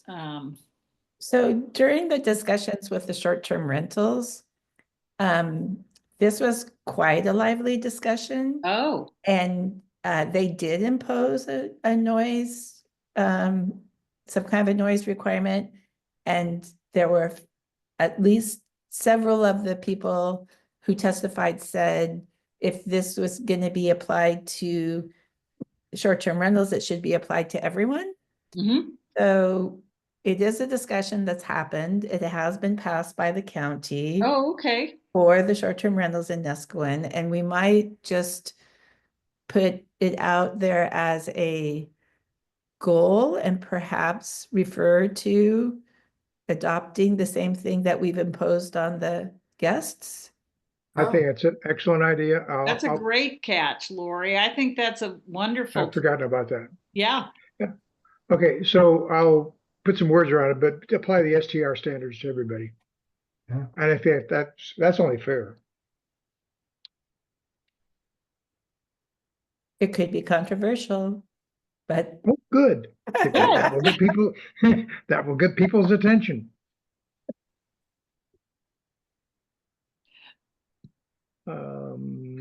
I had the notation deck location. I don't know I think we why. have to be careful in the wording, Tom, is we're not saying that the STR standards Noise apply to standards. everyone and that everyone has to rent their house or anything. I mean, But I don't want noise- people And getting. no, that's why I've said, Noise standards. Okay. yeah, noise standards.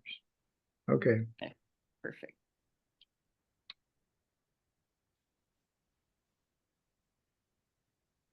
It also makes sense as we talk about increased density, because we were talking about noise with the middle housing also, so it kind of makes Yeah. sense that those were the issues that people were talking about in those discussions.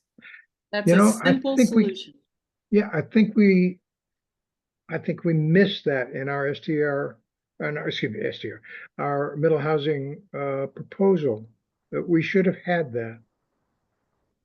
Yeah, I think that was in there at one time, and then we kept getting new first versions of the proposal from the consultants. The consultants, by the way, to my mind, have been ripping off the county or the state, whoever pays them, hugely. They're yeah, okay, enough said. I'll stop ranting. Okay, So- now we're down to wind structures. What about deck location? What was that? Yeah, what is that? That was a note I made and haven't. I think the note was made before we did a deep dive on middle housing, and Lori had suggested that where your deck goes really matters. But I think, Lori, it really matters whether you're middle housing or not. Did the STR standards have any deck location requirements? I don't think they talked about that, but it can be an issue whether it's middle housing or not, as houses get torn down and bigger ones built, and just the more and more density ADUs get built, and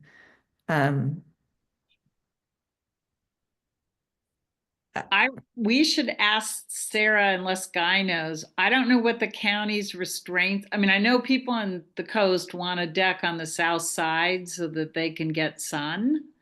And so I don't know how that works when you. I think there's and I don't have the building codes in front of me, but I don't think a deck counts for the setbacks.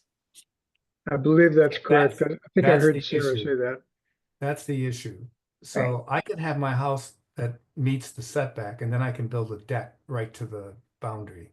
yeah, I think that's right. And so I think that's where I think we had concerns about that. I mean, because people, as you know, with decks, they make them quite permanent. And in terms of, seating and other kinds of things and barbecues and I mean, it's certainly an extension of your house. And if you can ignore the setback, so maybe the issue is deck should also, what's the term? Starts with a C. Anyways, they should not go beyond the setback limits. Should be included in setback What's the word? guidelines, or I had the word in my head, I can't know.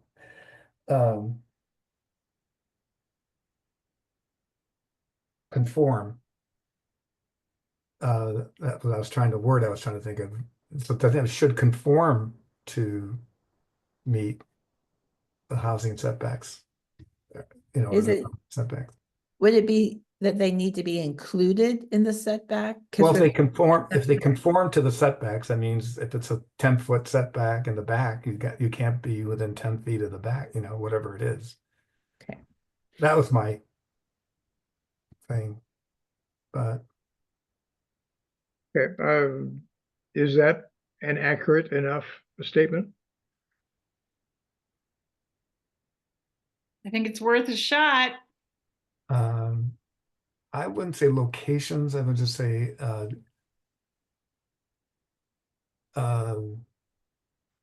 deck construction or deck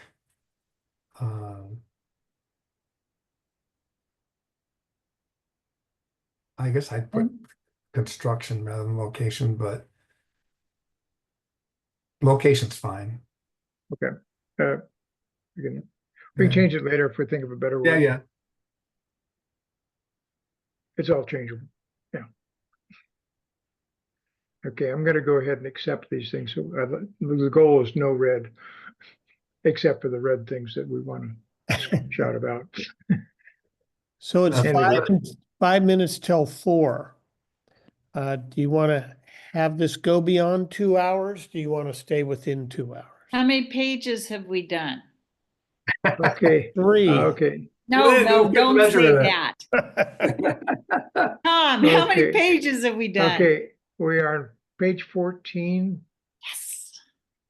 and I don't know how many pages we have. But the only thing that counts are here, down to the goals for the future. So the next one's on, Yeah, we only have a couple of pages. Oh, I think we can do the next section. Yep. Okay, I let's vote- keep pretty going. quickly. Let's okay, keep keep going. going then. So Okay, the 2 or the 3 pages. environmental, where are you? Okay, What was the next section environmental, coming up? Environmental. Okay, that, environmental stewardship. So it doesn't sound like environmental stewardship when it's all about prohibiting. Maybe we need to change the title. But in terms of alternative energy, all three of these have come up to the Planning Commission in some form or another. That because of the lack of a community, the unincorporated communities ordinances have caused huge problems. First, wind Jenny, you know, within a view area, people putting up a windmill along the beach, where people behind them not only look at a windmill in their view of the ocean, if it exceeds the height structure, but also the issue of seabirds, the issue of noise. And so in general, I mean, there were a lot of issues brought by residents when a particular permit request came forward to put 4 different wind generating structures on their property. So that's the one thing. The second one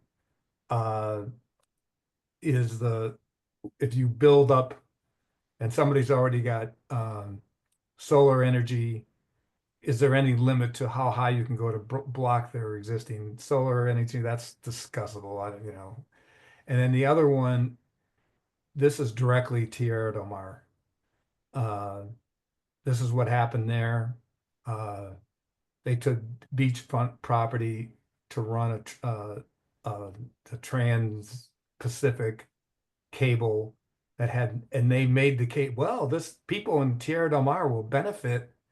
If they use Facebook, they'll be able to get Facebook. Although the line coming in and the destruction of the area around that, the mess it made, the problems they had with leaks, and you got a beachfront property that is an industrial site, and of course, all it is running a line to Prineville. So you would have trouble, and this would happen in the Planning Commission, because the utilities have such permissions to do almost anything in any zone. And so the way that Facebook argued was that we are a public utility in a way, so we can do anything. They kind of use what PUD could do in a residential zone. And so my recommended thing here is, unless it directly serves Nescoin, that you can't put any kind of transmission or public utility development in a residential zone on the ocean. And all that will prevent essentially is trans-Pacific lines coming into Nescoin. And know that Nescoin is the southernmost point of a prime area. It goes from Cascade Head up to and just past Pacific City. we are prime area location-wise to run lines to Asia. So we're talking about, and so in the case of the Facebook example, Guy, was the Energy Facility Siting Council engaged? No, Because No. so Facebook isn't regulated, I mean, did No. they go through super siting through the land use no. process? They went through strict, well, here, actually, what they did was they bought the property. They came in and started digging with no permit, nothing. And then somebody turned them in and they go, oh, what? We need a permit. Oh, yes, there is a county here. And then they went to the county and said, oh, well, I guess we need permits. So they started going through the permit process. And of course, that's when they claimed they were a public utility and thought they could do anything anywhere. So it was a real mess right from the start. And the only controlling factor was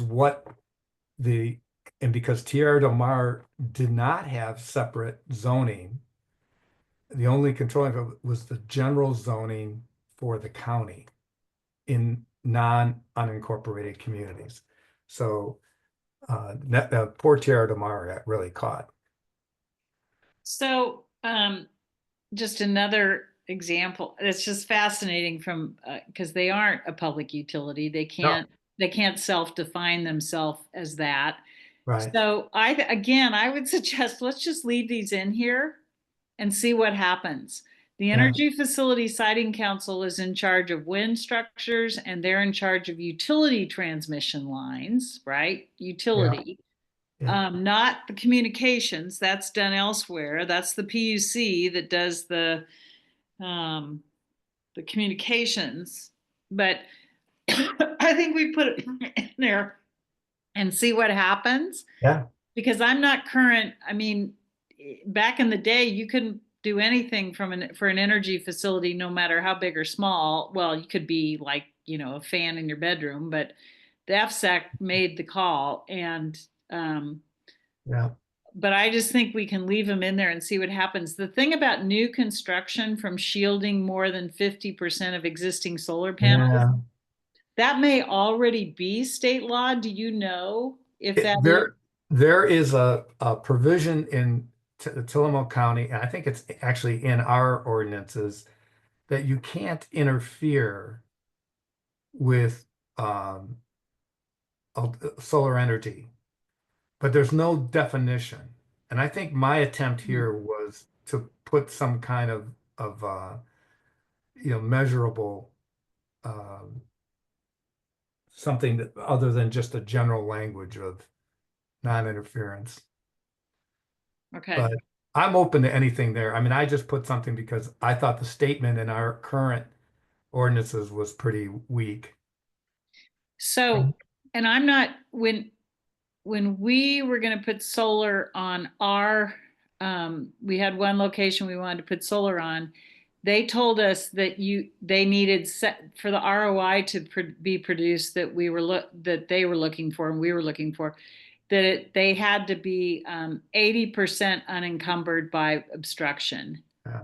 Right. So that's one of the things people who do solar should be able to tell. They should be able to say, so that's all I'm saying is we may find out by sending this out that people say, no, it's got to be 50, it's got to be, more than whatever. But I don't know. And let's just find out. And Sarah. And it's new construction. So right. For instance, if somebody built another house next to you and you had solar and they built it so high that it wiped out your solar, do you have a right? I mean, is there anything that would prevent that? And that's what this was all about. Yeah. New construction. No, I think it's good to have that discussion. But you're right about the 80. I mean, maybe it should be instead of 50. I can make a 5 into an 8. I really can. I just don't know what it is, and Sarah will know, but we should use the right number, whatever it is. What's the right number? So there should be ceiling more than 50%. Yeah, 80%. 50%, you've lost, you're negative. Yeah. You lose half of it. They're very sophisticated now on, what the ROI is going to be at what recovery of sun power, solar power. Yeah. And so I think what you say is put in 80%, and we'll just find out. Sarah's got to know, the county's got to know. I can Yeah. probably find it. I haven't found it yet on the FSEC standards, but it's somewhere. Well, when they put ours on, I determined the ROI on ours was I'm going to be 125 when we finally kind of so I got a few years to go till I see. Yeah, that's assuming that energy prices are not our energy prices are moderately stable. It may not be true. Well, we pay 8 cents a kilowatt here compared to everybody else. It's so cheap. Yeah. Anyways, okay. Do we have anything else under environmental? I hate that it's not really environmental stewardship, is it? It's all about these protections. Well, protection is stewardship. Yeah. Stewardship of the wildlife is don't go around shooting animals. That's a Yeah. prohibition. Well, here's the thing we don't say, and I don't know whether we say it or not, or it may, Tom, you may remember it from the history, or from the part that's in the appendices, but Nescoin is the one of the most significant wetlands in Tillamook County is in Nescoin, and it is first it was a federally designated wetland, then it was acquired by Nature Conservancy, and then the feds bought it, and it's posted. It's up by Nescoin North. It's in our backyard, and it goes to the golf course. So I don't know if it's important to mention that. Everyone knows it's there. It's on the Federal Register. That stewardship is all, in terms of doing something, that stewardship is in place, and it's taken a bunch of people 30 or 40 years to get it there, but it's in place. I mean, it's pretty awesome. Okay. You did mention history, and that is something I want to touch on. We got a document which purports to be, and I have not read it. I just saw that it was a different history of Nesquin. Revised. I really don't want to be in the business of revising history, although that seems to be politically correct these days. I'm sorry, but I'm a bit uneasy with coming out with the correct history. According to who? History is opinion. So you mean someone gave you a different history? No, he updated it. He updated the first history, and he's a historian, and his history is as good as any, and certainly probably no one else has done more to research the history of Nescoin than this guy. But I get it, Tom. I'm since that was my first graduate work in history, and the one thing we were always taught is that we'll never know the truth. And by the way, so this is a side comment. I watched the movie The Post the other night. I was kind of here looking for something to do, and Meryl Streep and Tom Hanks, and of course it's about the Washington Post at the time of the Vietnam War, and Daniel Ellsberg and the Pentagon Papers, and it really, it really choked me up watching it. But at the end, the thing I love the last quote is Kay Graham, the role of Kay Graham, Meryl Streep, said, "My dad always said," who was the founder, her grandfather, the founder of the Washington Post, that the newspaper is only the first draft of history, and there'll be many more to come. I love that quote as a historian. So let's just say that what we got from Steve is another draft of history of Nescoin. Well, the fact that he includes the Native American people who were here before us based on Franz Boas, a reasonably valued anthropologist and such. The other one, it's like they didn't exist. We just talked about our pioneer history. So, I mean, at least it's a more thorough and It deep is. dig into time with what is available. And it's pretty hard because the people who were here are pretty much gone uh, that have any connection to it. But I think uh, I'm not a fan of necessarily of Stephen Beckham, but I do believe that his providing of that historical document is much, much more researched and valuable than the one we had, which is a lot of hearsay and secondhand stuff that's fourth hand stuff that's not very accurate. So I would, He has fully researched to the extent yeah, I mean, I possible. think that it's a lot more credible insight into what was here and what's here now than what we previously had. So But to Tom's point, and maybe to Steve's, he probably wouldn't like this, but it's history as we have it, and even to credit in the appendix, to make note that this is his history of Nescoin. So Well, that it's not that our committee did any research to see if Right. the true history or anything like that. Mm. Who did it, Lynn? Who was the one who did it for you guys back in '99? Oh, it was a whole bunch of people sitting around a table. It was 8 people yeah, sitting around a table, and one person acted as scribe, and several of the people were over 80 years old. And so one of the questions I have is, do our charge is not to write a history of Nesco right. Inn, it's to Right. do a community plan. And so I almost would say, do we need a history section? We have a book that's coming out about Nescoin that Yeah, it's not. It's a photo book, and it's is not. Yeah, a it's photo not a book. history Okay. book. Yeah, I I don't wish want they to were a get photo I don't history. want the community plan to turn into a political document where we start having community fights, particularly this year. It would be a big mistake to get that going. So I'd want to read whatever he's putting down. Yeah.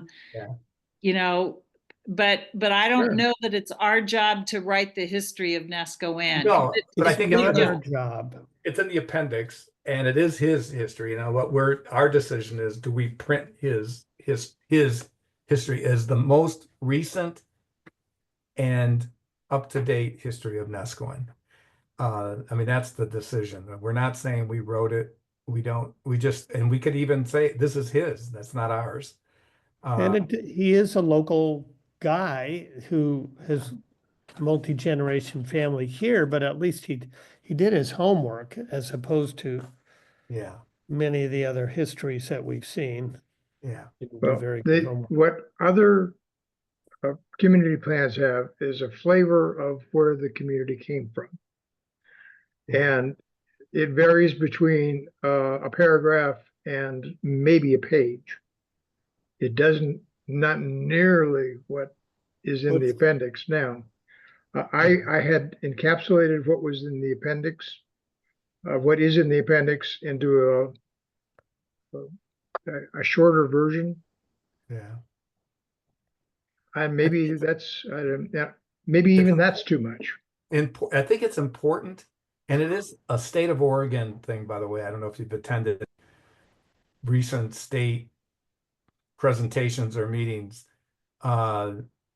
Everyone that I've been to here in the last several years have always started with recognizing the place where it's coming from. Okay. Tribes who lived here. The people, So- we are speaking from the site of, I mean, I was up at Seaside for 2 meetings a year ago, and both times they started with, this conference is on the site of these tribes who founded who were here. And every OSU online kind of presentation that I've been part of over the last year or so, they all start with we are the home of this tribe and this whatever. So I think it's a big thing in Oregon, and it should be a Well, big thing. here's the thing, and I can say this, I've worked with all 9 tribes in Oregon. I started the first psychiatric program exclusively for Native American children and their cultures. If the person who wrote the history is a Native American, that would be one important consideration, because the Native Americans like to edit their own histories. And before someone writes about them, they'd like to edit it themselves, which I respect and have done. Secondly, the thing about acknowledging tribal lands has 2 sides to it. There are a lot of people who think it's appropriate. I'm on the board of trustees of Willamette University. We are on formerly native lands, and we do acknowledge that when we are on those lands appropriately and in consultation with the tribes. So to me, I'm like, if we want to go do that work and make it authentic and real, we need to commit to go do that work. I don't know, is this person a history professor? Yeah, Yeah. In what university? He was Oregon State, or what was he in? One of the Oregon schools. Okay. To me, is he native? But He's not No. native. And that's a Not good native. point. You know, Lynn, you made a good point. Maybe we should run this by the, well, okay, I've been select- trying to meet with David Lewis at the Grand Ronde Tribe, which is where most of the few Tillamook who were around ended up.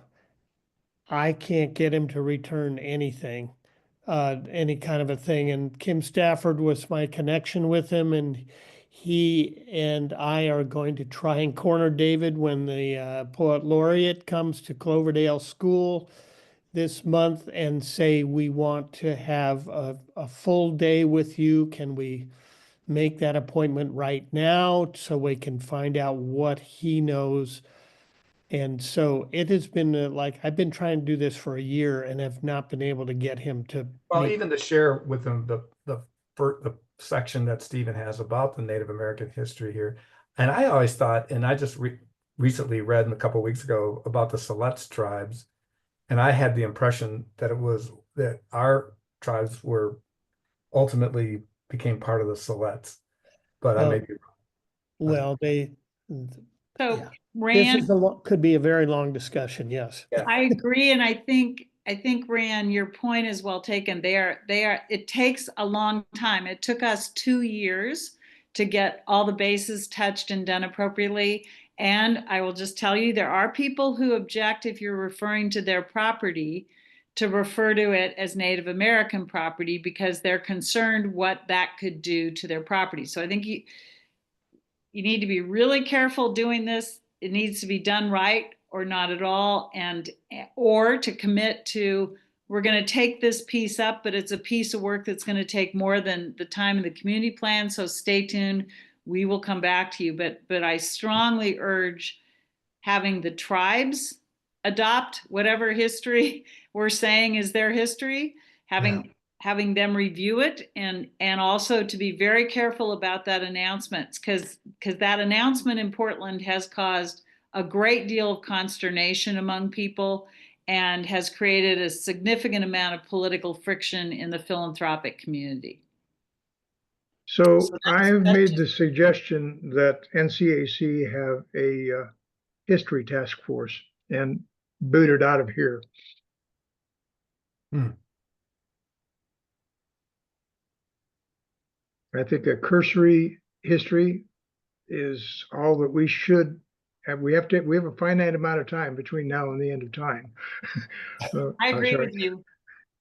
But I think somebody who's a group which is dedicated to that would be really appropriate. It's kind of the nothing about us without us thing. Yeah. The tribes. Well, I'll accept Tom's thing because I want to get it right, and I haven't been able to get it right. So we probably shouldn't include it until we can get it right. Okay. That's for sure. Thanks, Tom. Also, do we, if the previous version of history is now in some doubt, do we want to carry that forward? I mean, it still exists as a document in history. The original statement was we didn't want to lose that. Well, it's already a matter of record, that particular history. Do we need to have it in an appendix? That it makes the document very large. I'm fine with not having it. Do I have concurrence on that? I mean, I like it. I already have my own personal copy, so maybe that's just selfishness, but I mean, I really like it. There's a little book about Nescoin too that I have that has some of that history. The people who participated in the first community plan are no longer with us, so their perspective won't be captured beyond what you have already. But I don't, Well, there could be a place on the NCA website, not the NCA, Sure. CAC web, or the NCA, either one, on the Yep. website that really talks about the history. And there could be, and that way you could even have qualifiers, for it. So people, if they want to read it, they understand where it comes from. But I also would like to have the tribes take a look, whatever tribe it is, Siletz or Grand Ronde, well, the confederated tribes of each, to take a look at this and get some kind of feedback. If Steve's history, if they say it's good, and I've, Rand, we went to hear his presentation Yeah. about it, and I was certainly convinced that he did his research on this. So, it's something that I'd like to see at least up in the public view some way. That I'm not tied to having it part of the community plan. I get that, but I think somewhere it should be. And the fact that it was included, in the 2001 approval, I think we should, as a committee, we should at least pursue it. It doesn't have to meet the same timeline that we have for the overall community plan, but Well, I guess I would say in the appendix where it says history, just say the history piece is being reviewed and will be published when it's appropriate, and we can yeah. add it in 5 years when they're trying to get an answer Yep. from somebody. Okay, It's appropriate. I'll probably go ahead and make the history that's in line. I'll look at the other one and maybe flavor it that way, and then make a note that this is incomplete and there's work in progress. Right. And NCAC, well, assuming that they do a task force on it, would be pursuing that further. So I'll put some weasel words in there. Okay. Thank I you. have I've got some contacts that I'm gonna also try to reach out to, Yeah. get some feedback. So Okay. All right. Are we done? Or 24 we have goals for the future. Guardians are already been planned for an hour. Okay, so go ahead. Tom, when I look at this page right here, Which one? the one that's on the screen right now, I think seems pretty good to just take out the red, to do what you want to do, which is eliminate the red language. And again, that draft thing is, invaluable to us, because if people say, why on earth is that in there? We say, look, this is a draft, so get out your red pencil and go for it, because we want to hear from you. So we could just say draft revision. Yeah. Okay, we can do that. Oh, by the way, happy Cinco de Mayo, everybody. Or I should say, Feliz Cinco de Mayo. We better start celebrating. We don't want to miss a day without felicing. Yes. More importantly, do you it's have my any- husband's birthday and I have to go cook him dinner. So I want to okay. go cook him dinner. Okay. Oh, Beware, he yes. overhears. Well, Okay, Rand, did you bring anything special back from your trip so that we could celebrate Cinco de Mayo? I did mezcal at the Petanque Court in 40 minutes.